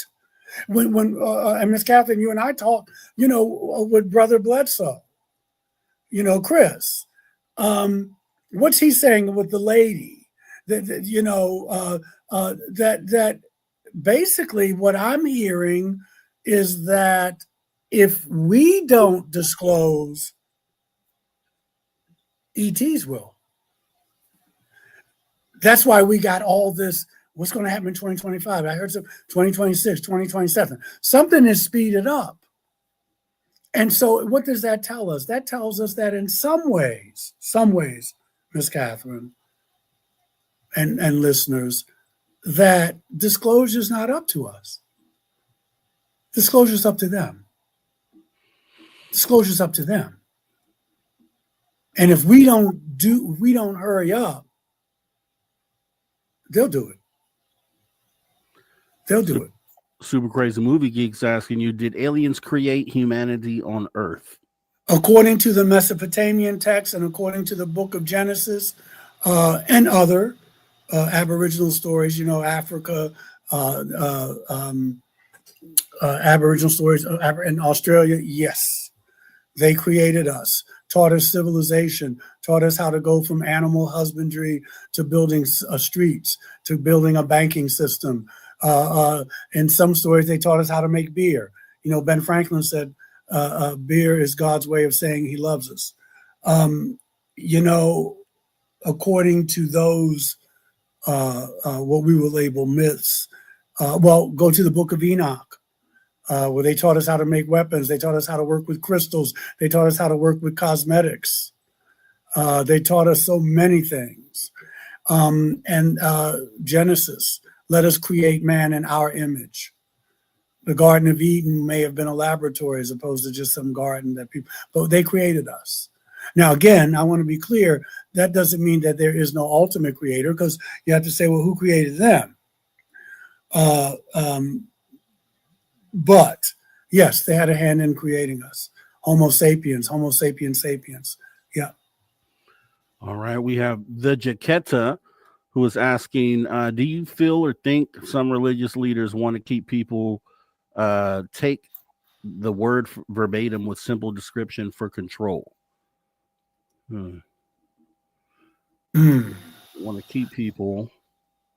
Okay. Do you think some religious leaders want to keep people? Yeah. Okay.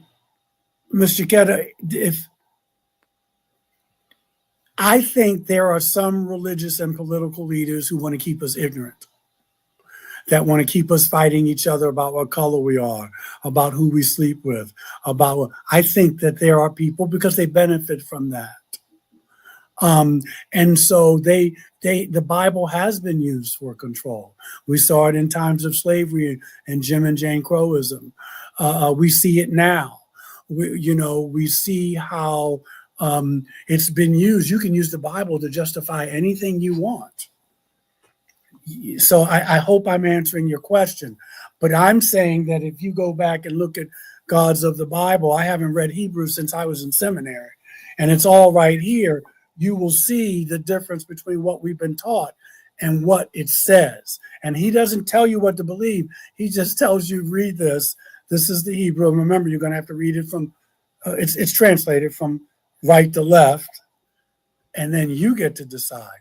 But if I think I'm answering your question, are there some religious leaders, I would add political leaders as well, who want to keep us in control, don't want you reading this, don't want you looking at Zachariah Stitchen's work, don't want you looking at Eric Van Doniken. Yes, because when you are educated, what do governments, when I go conquer a country, who do I get rid of? The intellectuals. I got to get rid of them because they're going to teach you to think. I got to get rid of the educators. I got to get rid of, the political structure as well, because an uneducated populace is easier to control. So I'm going to cut education. I'm going to cut funding for schools. I'm going to look at what I can do with these student loans and stuff. You don't want an educated populace.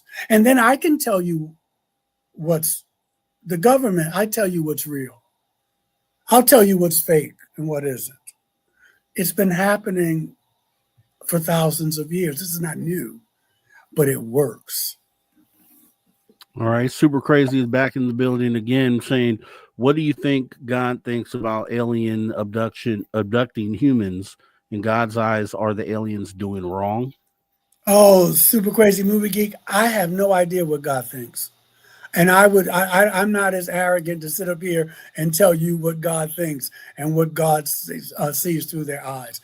I have no idea what a God would think about that.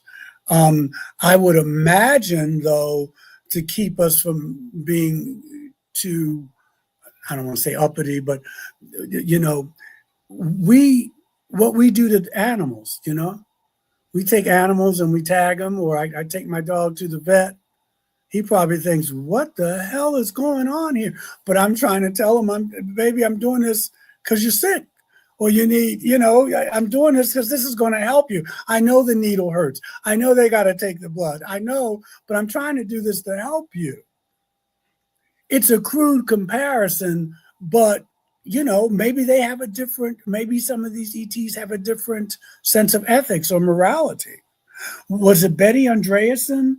Was it, anyway, someone said to one of these ET brothers who took them, I can't, said, you don't have a right to do this. Why are you doing this to me? You don't have a right. And you know what the ET said? We do have a right. We do have a right. Derek Galloway is asking us, Reverend Michael Carter, why does it seem there aren't as many African-American non-human intelligence encounter reports? Ooh. Well, Ms. Catherine, are you listening? I think there are many reasons. I think there are,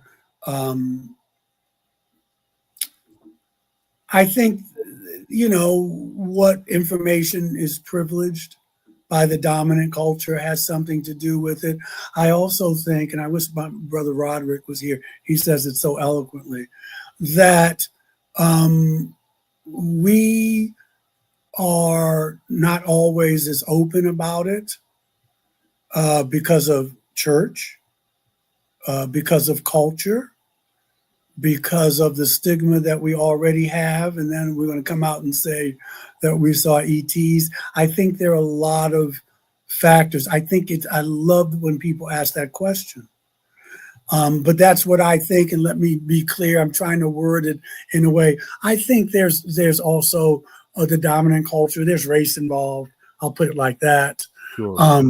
There's race involved.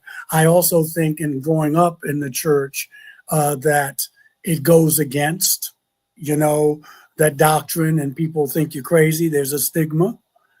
And I also think that we don't want to put ourselves out there all the time because of that stigma.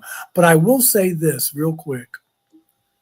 Not all people of color, but a lot of us, we don't have the ontological shock that maybe sometimes our white brothers and sisters have. Why? Because we don't always have to have science approve it. There's a spirituality there that we kind of know that there's an invisible world. We know that. We were brought up with that. We've encountered that. And so whereas other people are seeking proof, I need you to validate this for me. A lot of folk of color, it's just a given that, of course, we're not the only people here. My mom had a dream the other day, or my mom, my grandmother told me she had a dream. It was psychic or whatever. We kind of accept those things, generally speaking. Now, generally, not all, and so it doesn't always, affect us the way it may affect the dominant culture, because it has to be scientifically proven. All right. Hope that helped. You did, for sure. We have Paramore, and if I asked this already, Reverend Carton, would you care to weigh in on the aliens or demons demonic debate? If that's true, so many people find their health ailments. Yeah. Why do so many people find that? Well, I had a healing in 2013 by a blonde brother in my room. So this brother helped me. I had a blood clot. I don't think they're all demons. I'll put it like that. And when you read the Bible, you will see that some of these beings were helpful. The being, the angel that frees Peter from prison. Remember, he knocks the wall down and Peter walks through the wall and he gets away when he's arrested. The being who helped Daniel when the lions are getting ready to have him for lunch. The beings who came to talk to Elizabeth, Jesus' mother's cousin, John the Baptist's mom. I got some news for you. Same thing with Mary. Miriam, you've been blessed and highly favored. I got a message. Let me tell you how it's going. So when Paul is shipwrecked, the angel comes and comforts him. So some of these beings care. You see it also in the Mesopotamian text because they had a hand in creating us. We want to see how you're growing. We want to see, how this experiment's going to turn out.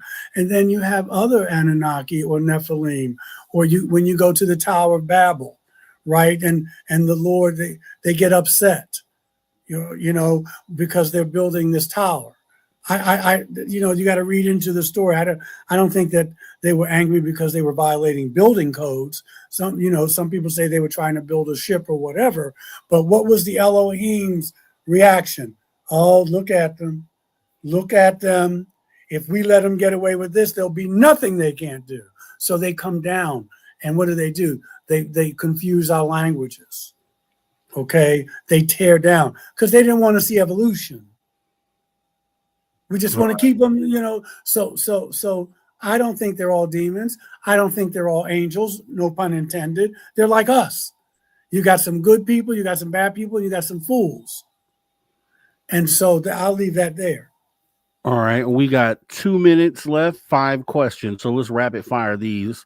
Scott Rose is asking you, what was the manna machine? I don't know what it was, but I will tell you that the Hebrew word means we don't know what this is. Mm-hmm. There's no definition for what manna really means. And when you try, it's like, we don't know what this is, but Yahweh was feeding them as they were going through the desert for 40 years. So whatever it was some sustenance that they were eating and he was providing for them.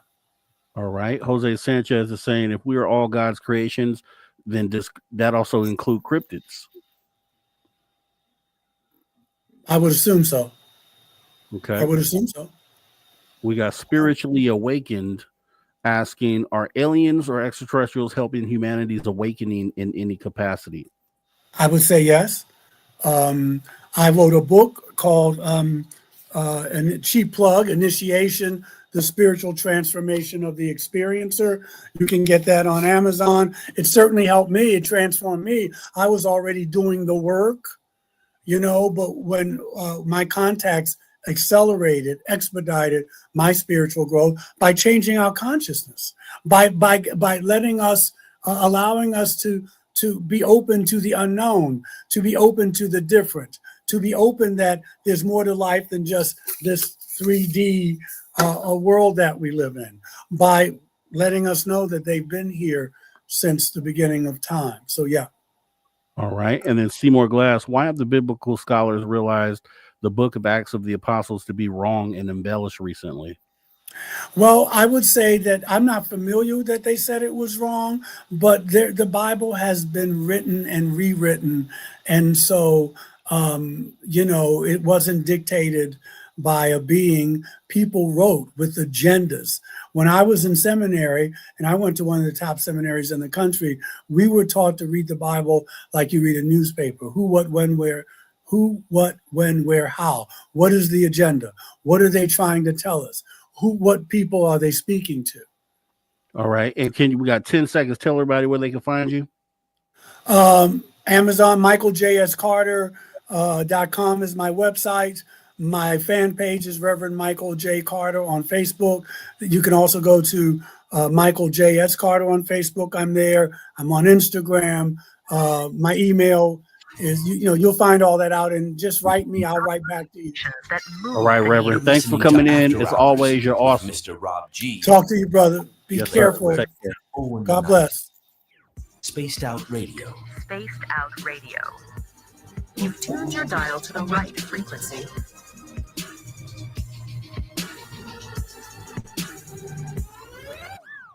All right, we'll see you guys right back here for hour 3, coming up with Josh Rutledge, filling in for Drew Banky. That was wrap up. It's going to be awesome. See you back here in just a minute.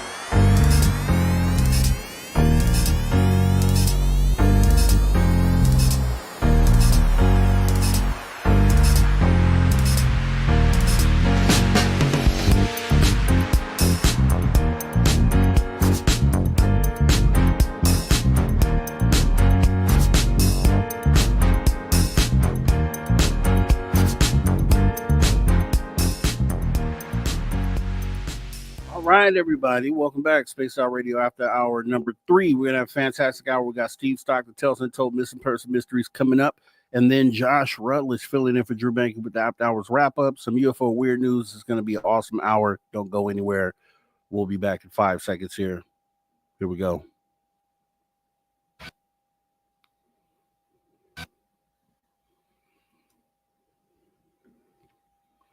All right. About 5 more seconds here, it seems.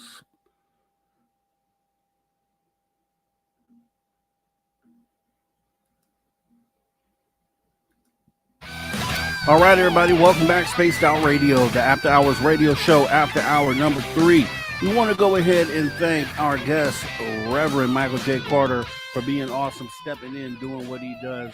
We're going to have an awesome hour coming up here. We have Steve Stockton, Tales Untold, Missing Person Mysteries. We have Josh Rutledge stepping in for Drew Banky with the After Hours wrap up and some UFO and weird news.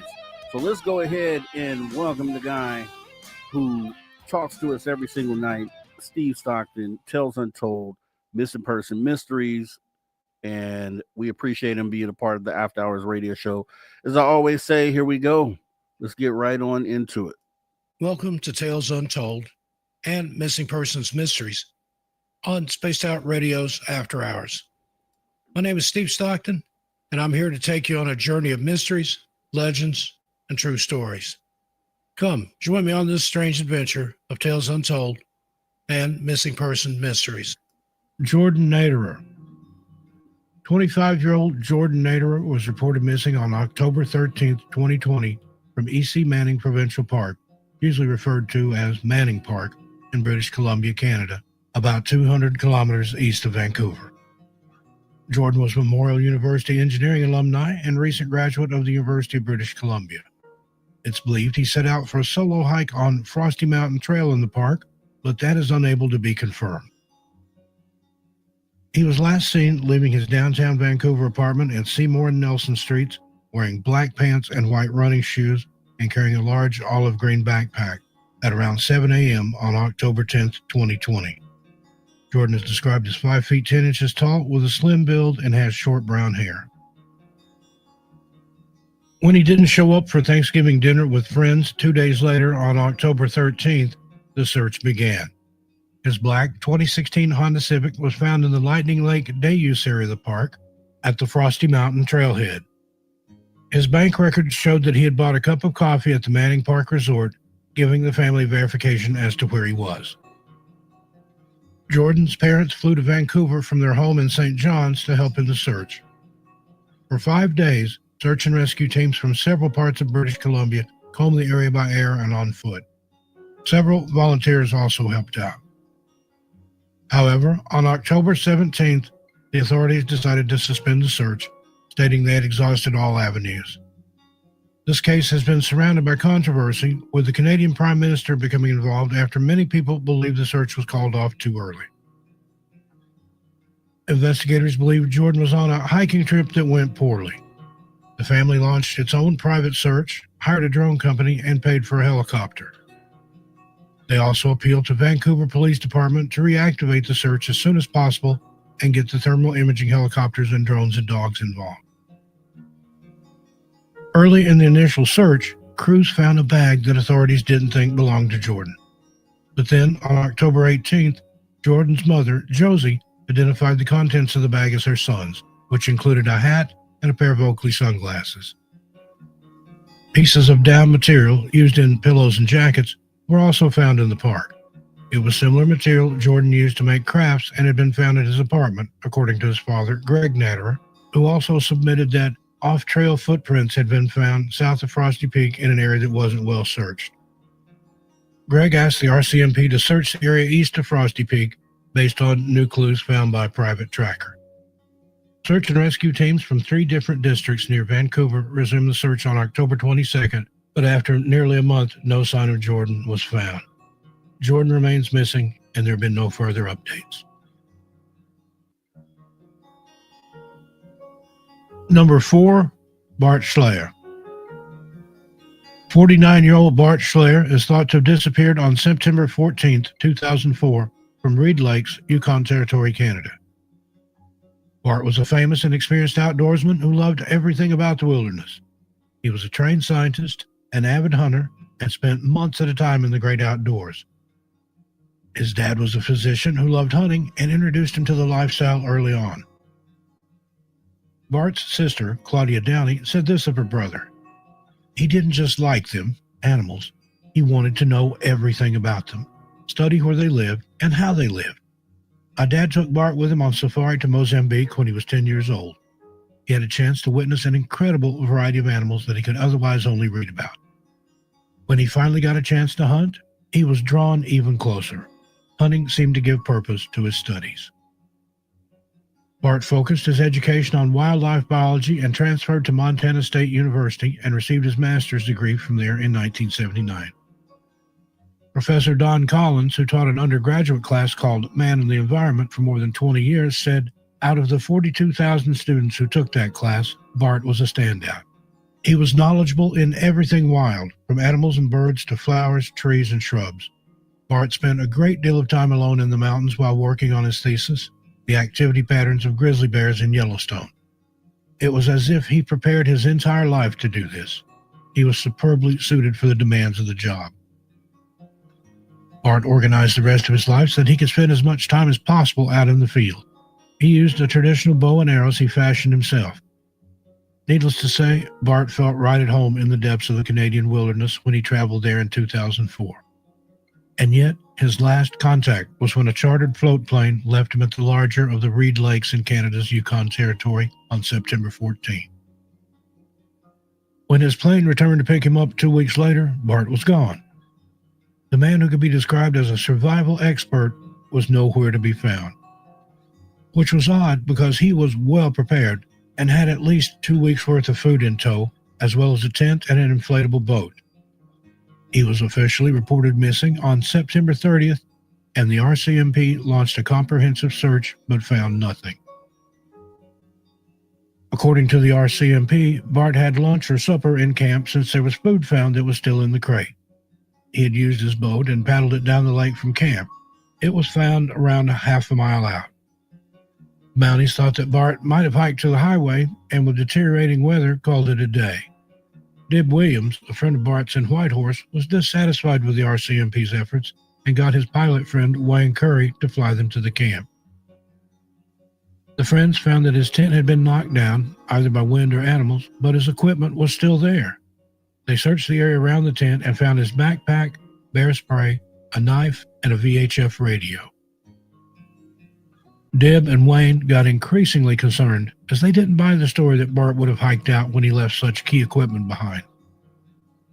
On the second day of their search, they found his bow near the inflatable boat. About 60 yards back in the woods from the boat, the bow and arrows and a handmade buckskin quiver were found leaning up against a tree next to a dry bag full of gear. This was flat ground, which was next to a thicket of black spruce and willows. An experienced moose hunter would say it looked like the type of place an archer might set up if moose calling. A little further on, they found a camouflaged face mask with blood and hair on it. At this point, they called the RCMP again. On October 3, the Mounties, Yukon conservation officers, and even civilian volunteers flew back to the area to begin a grid search. They only found bear and wolf tracks initially, but then a baseball cap was spotted, and then camouflage pants, a camera, part of a skull, and just a few small bones were all located. These items were all 60 meters or so from the bow and the spruce tree. Dental records matching the partial skull confirmed the remains did, in fact, belong to Bart. Most of his body was not recovered, and since there was grizzly excrement in the area, it fueled speculation that Bart had been unexpectedly killed and eaten by a bear. However, most of Bart's clothes were never found. Searchers were skeptical that a bear was at fault. First, there was no sign of a death struggle, no vegetation or ground disturbed. The remains were found in a little patch of sparse spruce lying on the moss, and if a bear killed him, this would be unusual, as they usually bury their kills in a cache, but there was no cache found in the area. Almost everyone who knew Bart believed he was simply too good a woodsman and stayed too alert while in the forest to have a bear surprise him. And if one had, it's even harder to imagine the animal killing him without leaving signs of a struggle on a site covered with soft, easily disturbed moss. The Vancouver pathologist who examined Bart's remains also found no tooth punctures in his skull and no scratch marks. The plastic container that held his food was left undisturbed, and bear experts said that if a grizzly had killed Bart, it is likely the same bear would have found his camp and rummaged through everything. Most people agree that the circumstances of Bart's disappearance are very strange, even if they disagree about the cause. Brigitte Parker, a spokeswoman for the Mounties and Whitehorse, said that Bart's case remains open, but the organization leans toward the idea that he was attacked and killed by a bear. There's no foul play suspected, she said.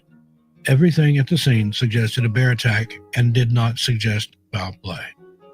Bart's exact cause of death remains unknown.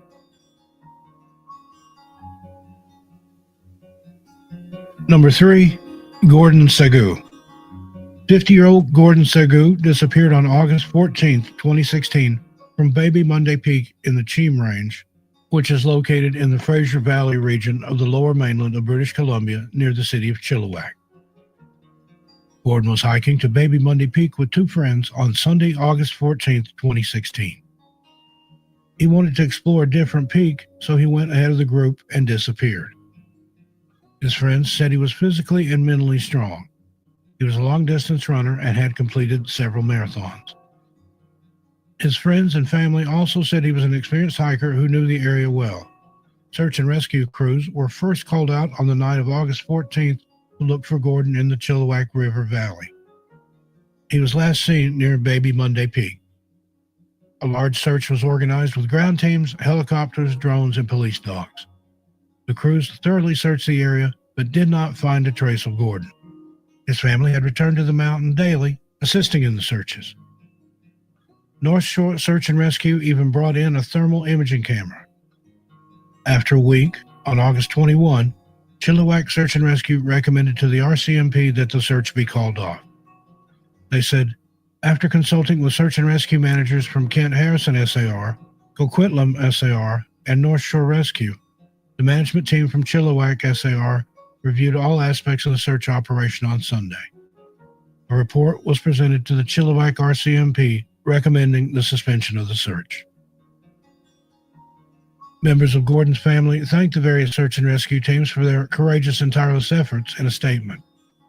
However, they also vowed to continue the search privately via other channels. Segu's niece, Manpreet Gill, said, "This has been one of the most agonizing and challenging times our family has ever gone through. Nothing has been harder than returning home each day without him. He is strong, determined, resilient. There isn't a powerful enough word to describe my uncle." Gordon remains missing, and there have been no further updates.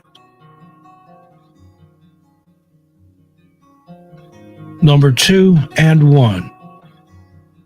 Jonathan Jeté and Rachel Bagnall. 34-year-old Jonathan Jeté and 24-year-old Rachel Bagnall were last seen on September 4th, 2010. They disappeared from the Spetch Creek Forest Service Road that leads to Valentine Lake in British Columbia, Canada. Rachel was studying to become a physician and was planning a trip to Colombia, where she would be working for a year in underprivileged communities.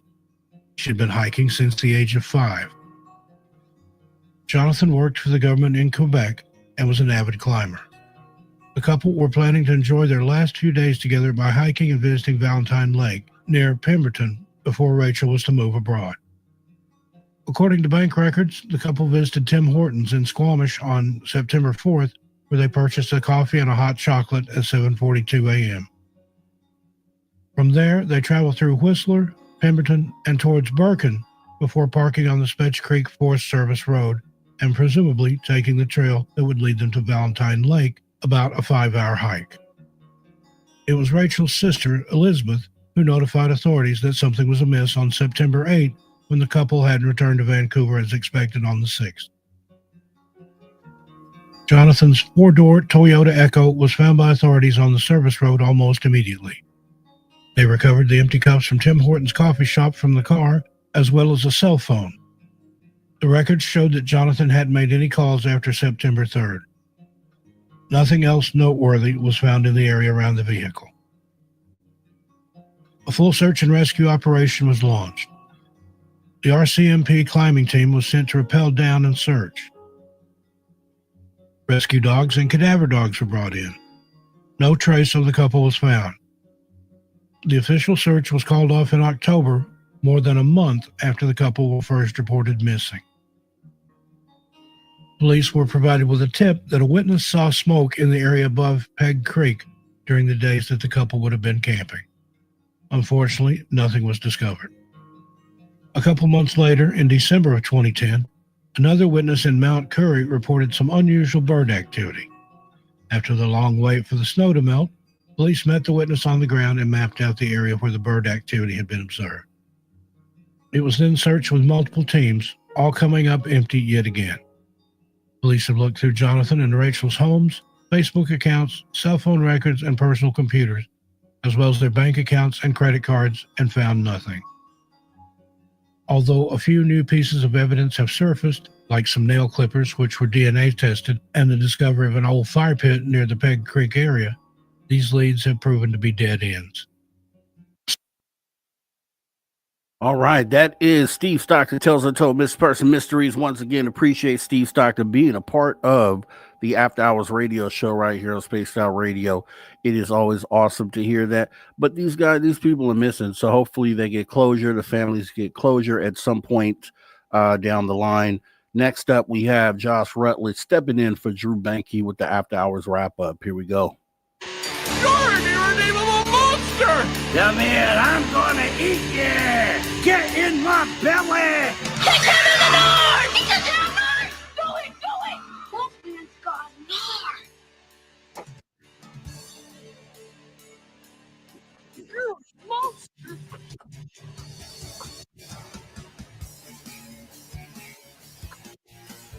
Yes. We have none other than Mystic Journeys Josh Rutledge stepping in for Drew Banke with the After Hours wrap-up. What's been going on, Josh? You know, it's just been one interesting topic after another. Really enjoyed tonight's guest. That was a fantastic conversation. And of course, all the, bombshell UFO stuff that has come out over the last couple of days with some pretty extravagant claims. So, yeah. We got a lot to talk about. Yeah, and actually you'll be here with us as well next week as a guest. So that's going to be super fantastic. But yeah, no, you're right. The Reverend is always great. He knows his stuff. And when we talk about this, like disclosure, so I feel like we're so close. We've talked about this before. And then as well, we have the whole situation happening in the news with I'll say the name Epstein. People are afraid to say it. I'm just going to say Epstein. Right, exactly. But you see, and the thing, and my big thing is that, and I have no stake in this. I don't care who's on what side. It doesn't matter.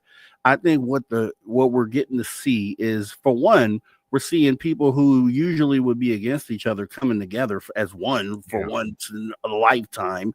And then at the same time, we're seeing behind the curtain, we're seeing that there is a mechanism behind the curtain that facilitates cover-ups.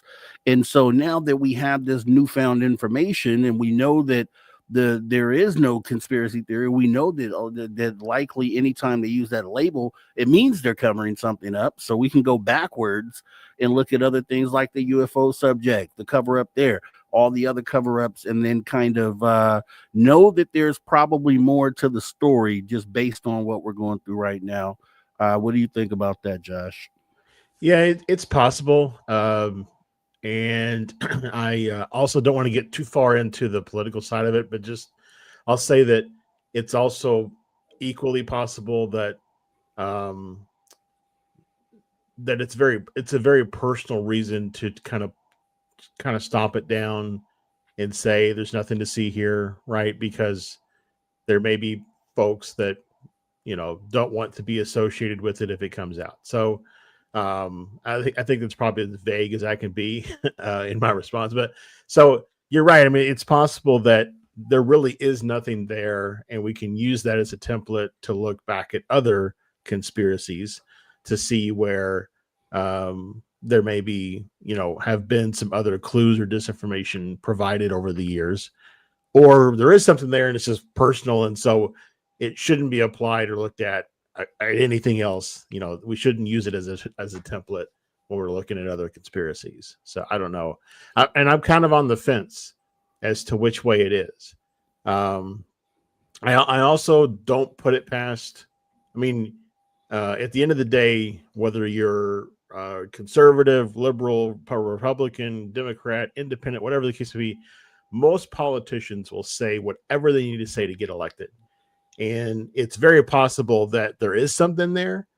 And Trump and his administration just pulled at that heartstring a little bit to get elected and never really had any intention of pursuing it once he was elected. Kind of with the UFO stuff. You know, he, on the campaign trail, he said he was going to release it as soon as he took office. And we're 7 months in or so, something like that, 8 months in, and we haven't seen anything. So, yeah. And see, for me, the faces that are on the face of this don't even matter to me. You could replace this face with that face, interchangeable pieces. But I think what they've done is those people who behind the scenes who never show their faces, those ones that are pulling those strings, is like there's never been an opening to get to those people or to even validate that those people were there. It's like always something we thought of, like there's got to be this group back there that is really controlling things, and it's always a thought that we've had.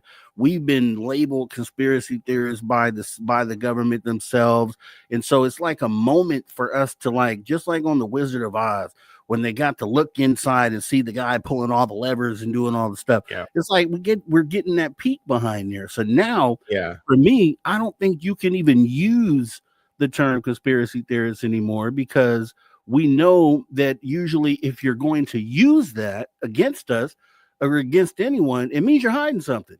And it means those people back there are trying to divert something. I think it's also really important that we don't, like, by us allowing the government or the media or anybody else to label us conspiracy theorists, it really takes away our power as investigators. At the end of the day, right, we whether it's you, me, at the end of the day, everybody has come across something that seemed odd and they've tried to investigate it. And, you know, a conspiracy theorist is really just, if you break it down, it's just saying that you believe that one or two or more parties work together to hide some piece of evidence as it relates to this weird thing or odd thing or situation that happened. And conspiracies happen all the time, every day, outside of even just government stuff. I mean, they happen with, business workings and merger and acquisitions and all kinds of other stuff. So the fact that we've basically given the power to the government to label anybody who questions the status quo as a conspiracy theorist, it really takes away our power as a community, as a society, to question those that are in power, not just political power, but in corporate power, in state, local government power, whatever the case may be. We've allowed them to take away our power to question them in a valid way.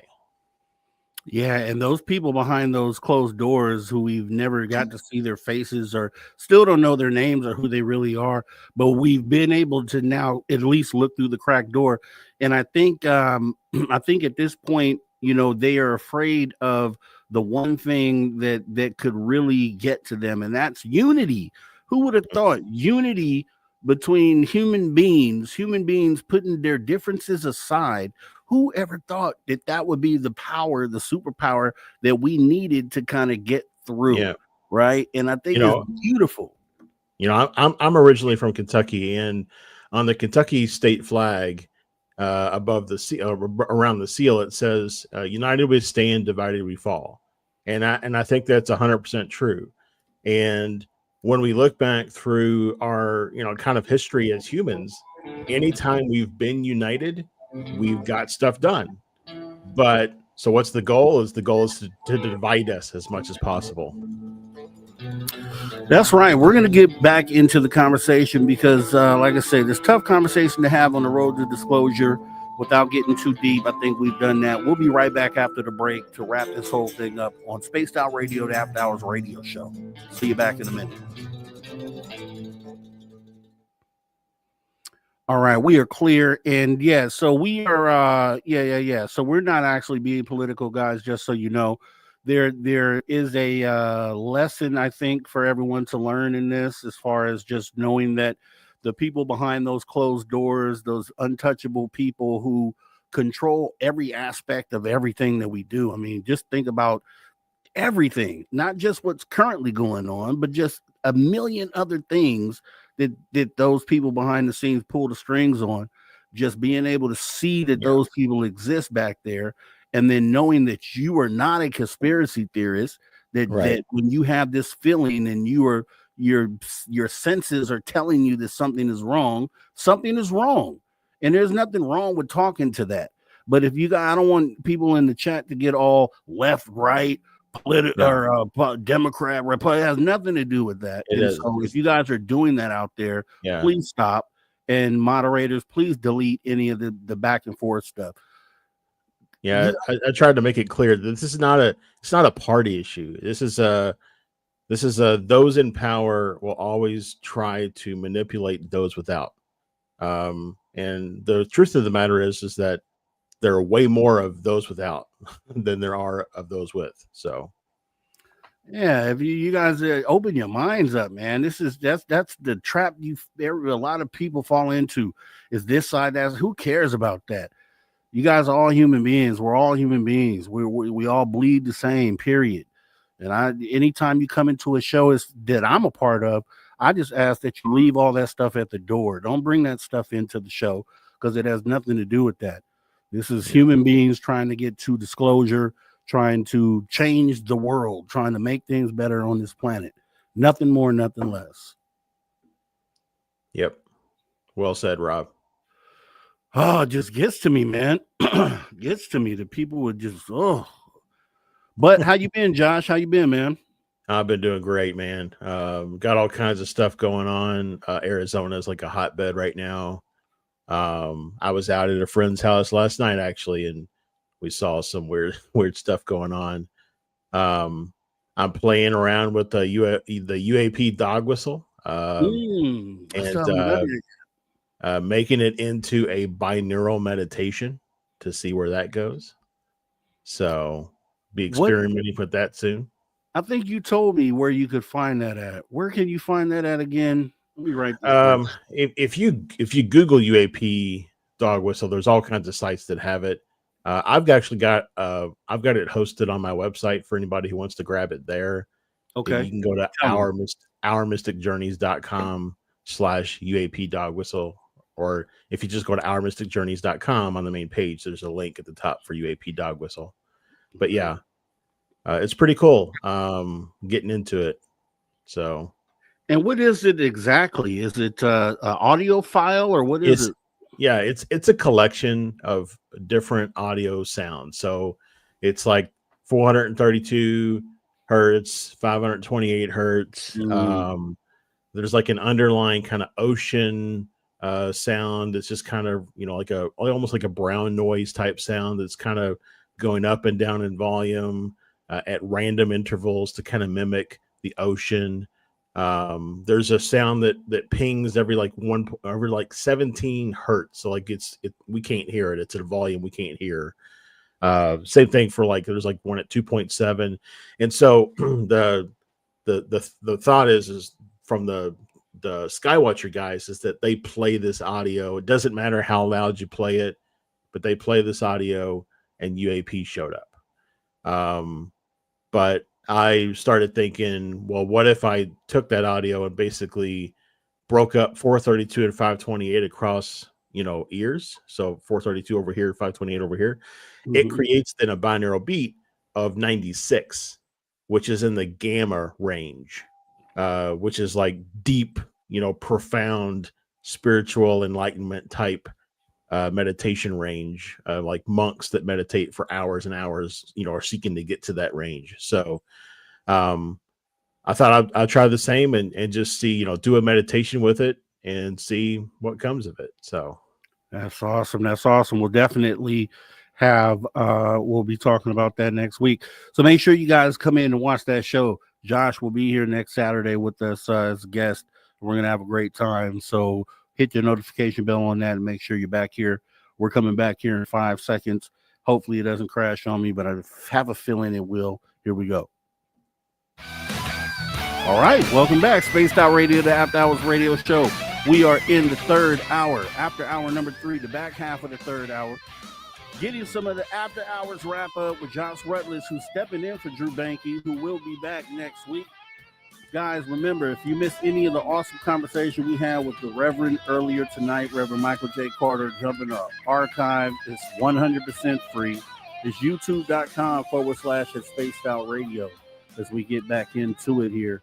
So yeah, we're gonna definitely get back, talk some more about this the conversation we had with the Reverend. But I did want to talk to you about, and by next week it'll be kind of old news. So let's talk about the whole Ross Coulthard statement that he came out with. How do you? It felt like misinformation to me, or maybe he's maybe he's just reporting it as he sees it, and he's not consciously doing this. What do you think about it?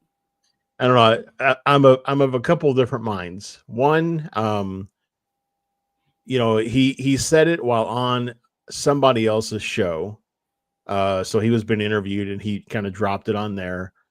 So, do I take it as his opinion, or do I take it as him as an investigative journalist? He's uncovered this truth and he chose this show as opposed to his own show to make it public. So that's one piece. Two is I really get the feeling like in some of the other interviews that he's done with like the egg UFO folks and the people that recovered the laptops and hard drives and all that, in some of those other interviews, they have mentioned that those hard drives that were recovered were returned to Stephen Greer.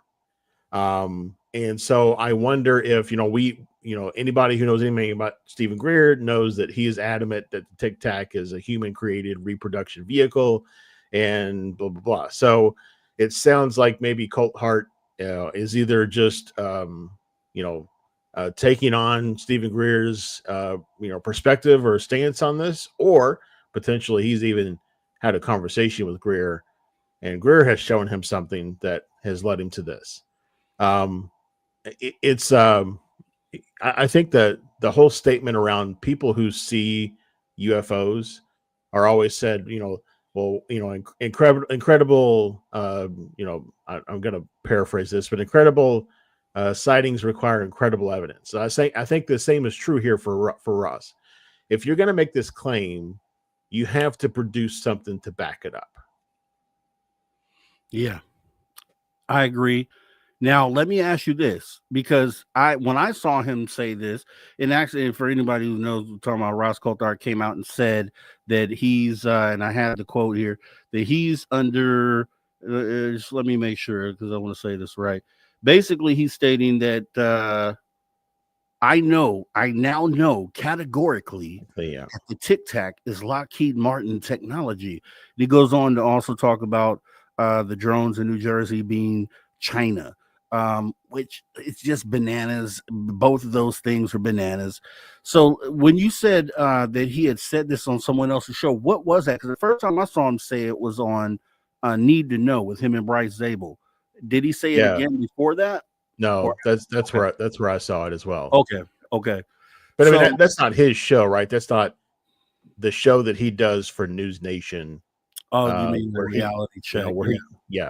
So he didn't drop it there. He chose to drop it, while he was being interviewed on somebody else's show. So it's like I said, is it a personal opinion? Is it a personal truth?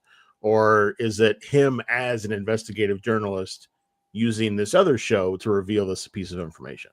Well, to be clear, Need to Know is his show, is him and Bryce's show together. But But separately from that, because this was one of the things that I also said was that, okay, he has this podcast lane and the show he does with Bryce Abel.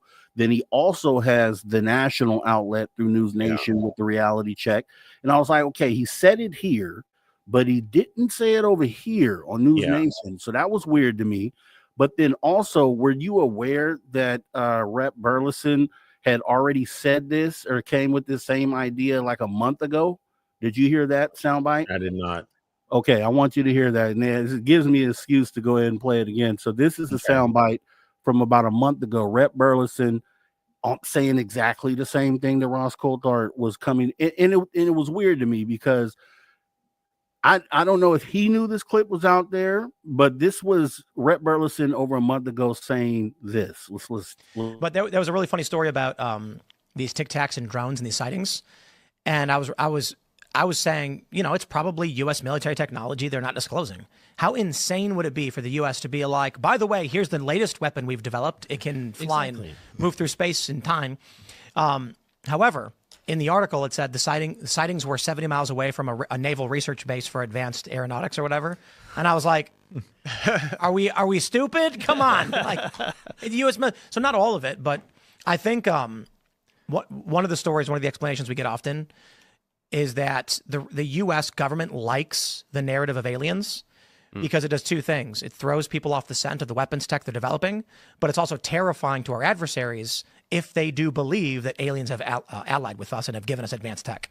Yes, I've heard that too. And there's moments where in this journey, I have come to that conclusion. But then there's also moments where, so for example, one individual, I've had two people come to me that say that the Tic Tac is a Lockheed Martin creation. The latest person that came to me says he has video of the first, second, and third iteration of the Tic Tac, and he's going to show me. So I'm trying to set that up. The way he describes it is that they had a prototype, they've made changes to it, they've made it more advanced.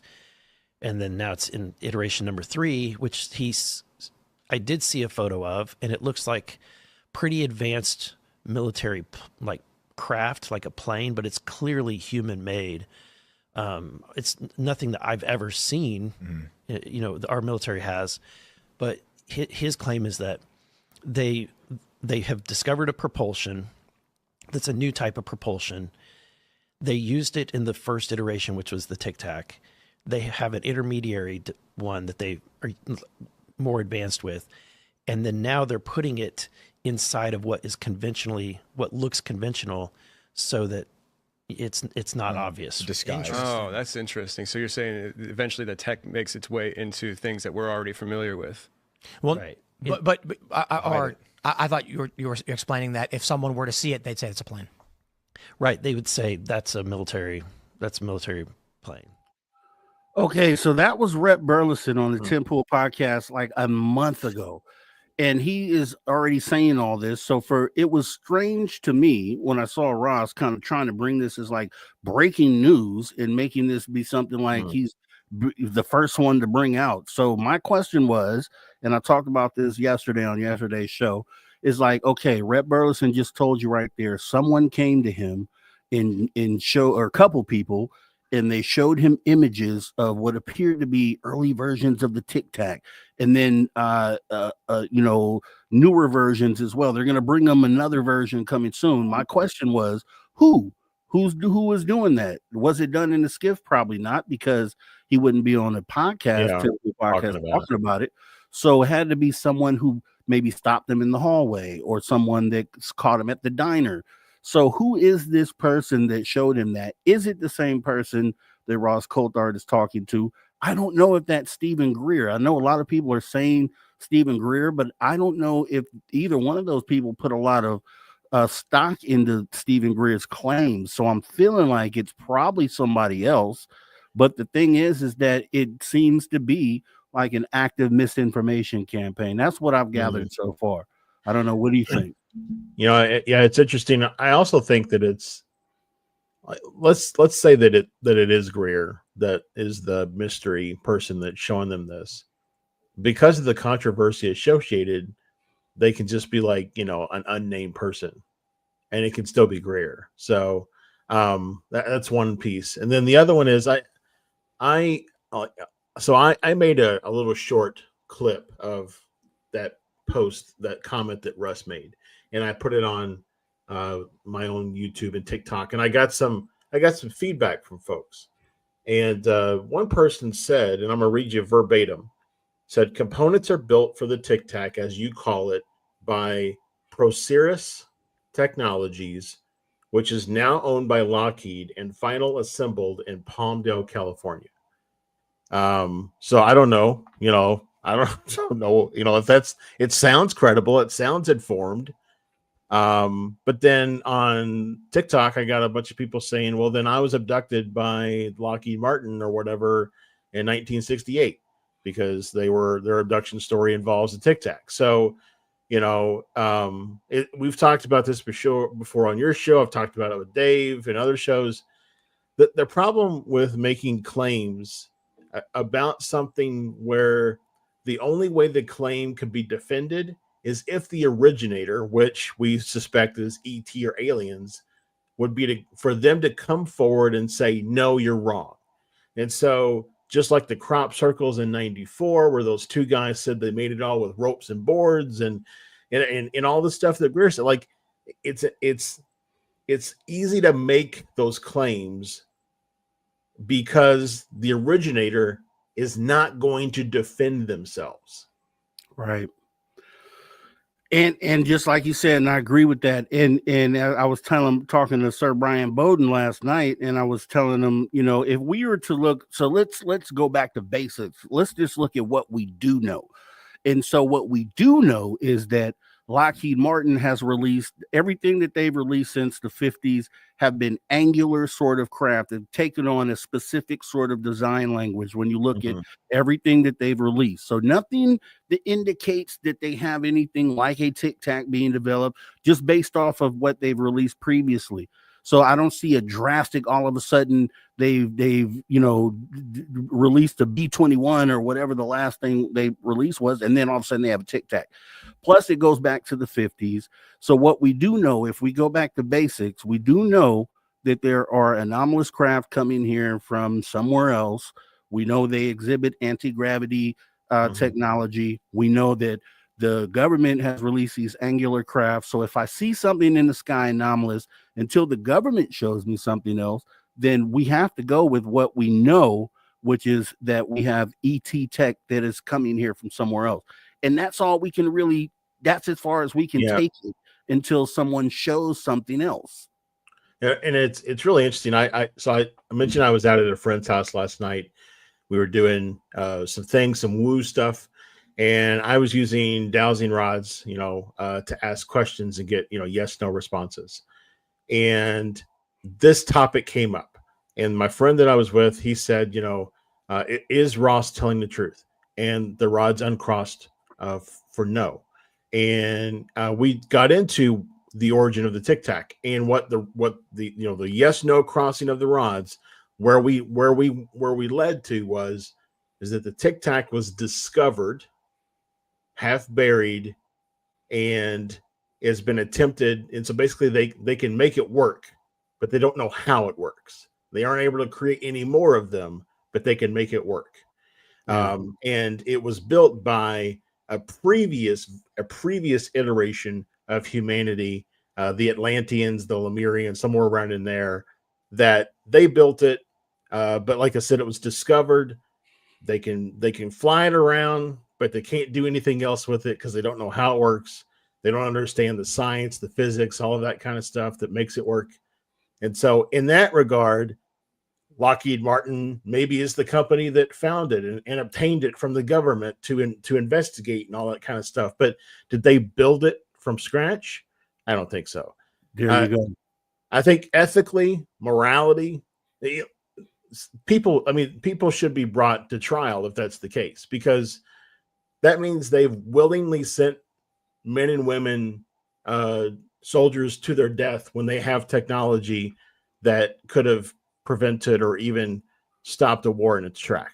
tracks. So, and I've said this as well, Josh. I just actually said this to Sir Brian yesterday.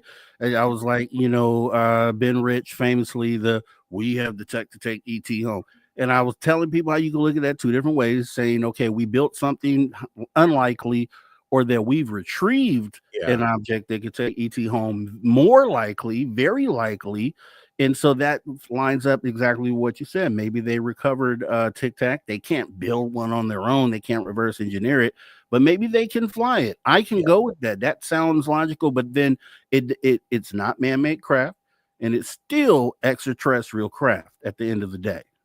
Unless you say it's Atlantean, at which point it would be like man-made, but a million years ago, man-made or whatever, however long the Atlanteans lived a long time ago or whatever. But so there's like half truths, maybe, it's like for every sentence, every third word is the truth. But so you have to listen to the entire paragraph in order to really discern how much of it is true and how much of it isn't.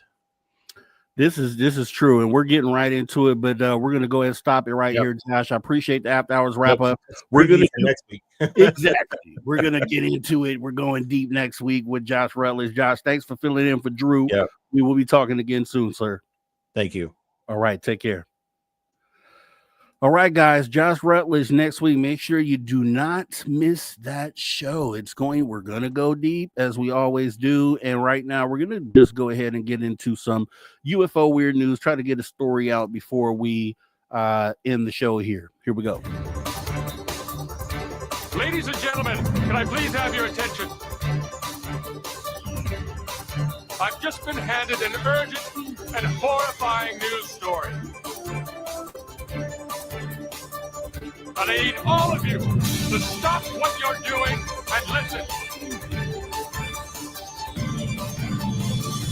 All right, UFO and weird news of the week. I had a creepy little story here. I had two, but we'll get through one at least. Creepy hotel footage shows man with no past erasing all traces of himself from history.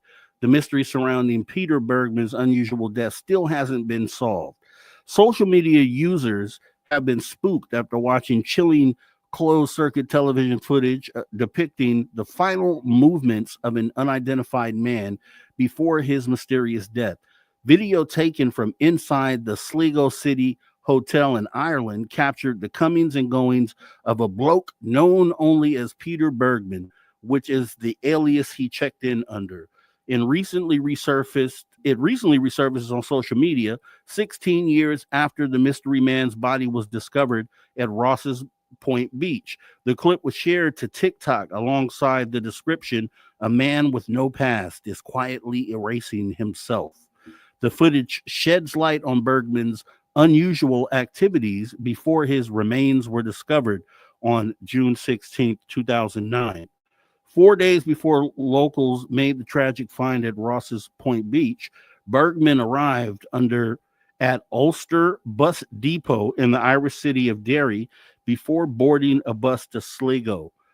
He eventually made his way to the Sligo City Hotel, paying for a room in cash. He gave the receptionist a fake name as well as a non-existent home address in Vienna, Austria. The hotel guest was carrying a worn-looking bag while he was described as being of slender build and 5'10" in height. Bergman has short gray hair, blue eyes, and a slight tan, was believed to be in his late 50s or early 60s, and spoke with a thick German accent. Staff at the Sligo City Hotel presumed he was a professional worker. They also noted that he was frequently spotted heading outside to smoke in surveillance videos. During his stay, further CCTV footage also captured Bergman repeatedly leaving the hotel with a purple plastic bag full of items, but each time he returned, the bag was empty. Police believe he discarded the contents in various spots throughout Sligo, out of the view of surveillance cameras in the coastal town. According to authorities, his movements appeared to be calculated and methodical, as though he purposely disposed of items in places he knew were blind spots. 3 days before his body was found, Bergman was seen buying 8 international stamps from the post office with airmail stickers. The next day, he left the hotel and asked the taxi driver for a nice, quiet beach location where he could swim, and was informed that Ross's Point was a good spot. Bergman made the journey there with the driver, took a brief look around, and headed back to the car, which then dropped him off at the bus station in Sligo. On 15th of June, Bergman checked out of the hotel at around 1 p.m., still without an ID or passport, and departed the establishment with an array of luggage. He was carrying a black shoulder bag, a purple plastic bag, and another bag. However, the worn one he had arrived with was nowhere to be seen. Bergman made a brief stop at Quayside Shopping Center before heading to a nearby cafe and consuming a toasted ham and cheese sandwich. He was seen writing something on a piece of paper, staring at it for a few minutes, and then tearing it up and throwing it away. In the afternoon, Bergman headed back to Ross's Point Beach, where reports say he was seen by 16 people as he stood on the sand, fully dressed with his shoes in his hand. He was spotted at 10:50 p.m., still pacing, and even had a brief encounter with the local on the beach who said hello to him. Less than 24 hours later, Bergman's body was discovered at the beach by a father and son. His clothes, only a t-shirt and underwear, were found on the shore nearby.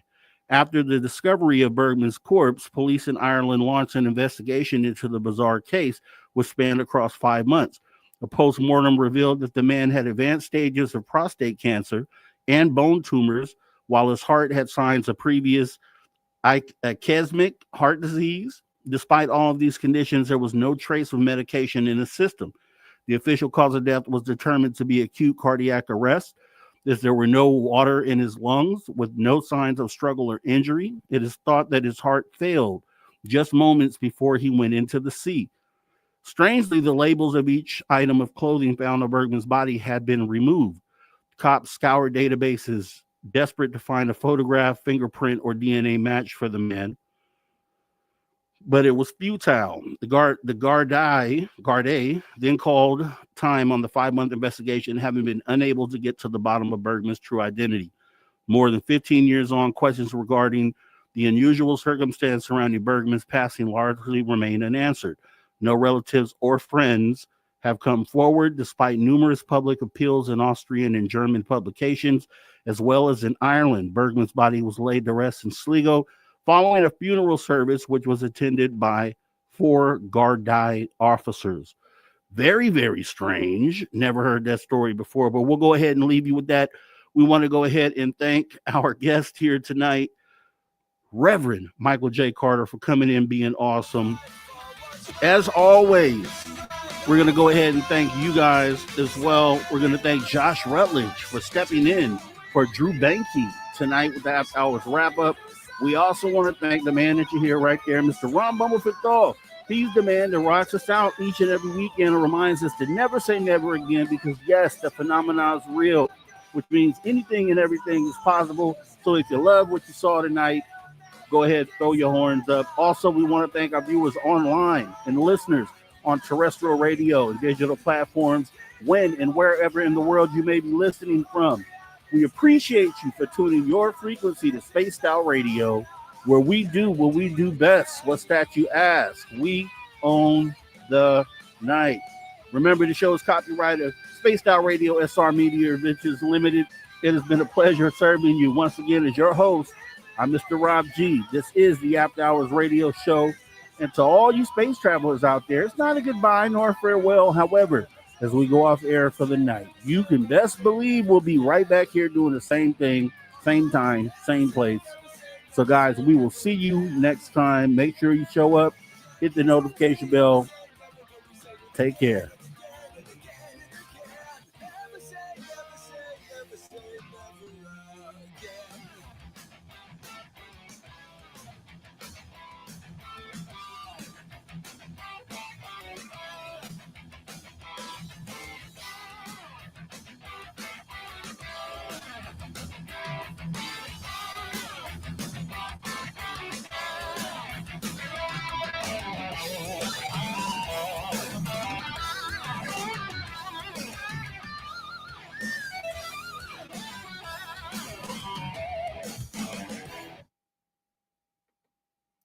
And we are clear as we wrap on another fantastic show right here on the After Hours Radio Show, guys. It has been fun hanging out with you guys, having these real conversations that move the needle. We will continue to do so.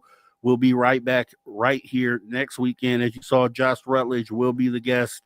We also, I can't wait. It was a couple of weeks. We have Steve Bassett coming on the show, and it's one of the big ones coming up that I've just been waiting for. And you definitely want to make sure to be around for that. It should be a super, super awesome conversation. Steve Bassett, as you've never seen him before. And we'll make sure of that, guys. So with that being said, we're going to go ahead and get up out of here. You guys have a great week, and you already know how we get up out of here. We want retribution. We, especially with the way things are going nowadays within the world, we definitely want retribution. That's how we're going to end it, guys. Have a great rest of your night. Have a great week. Take care.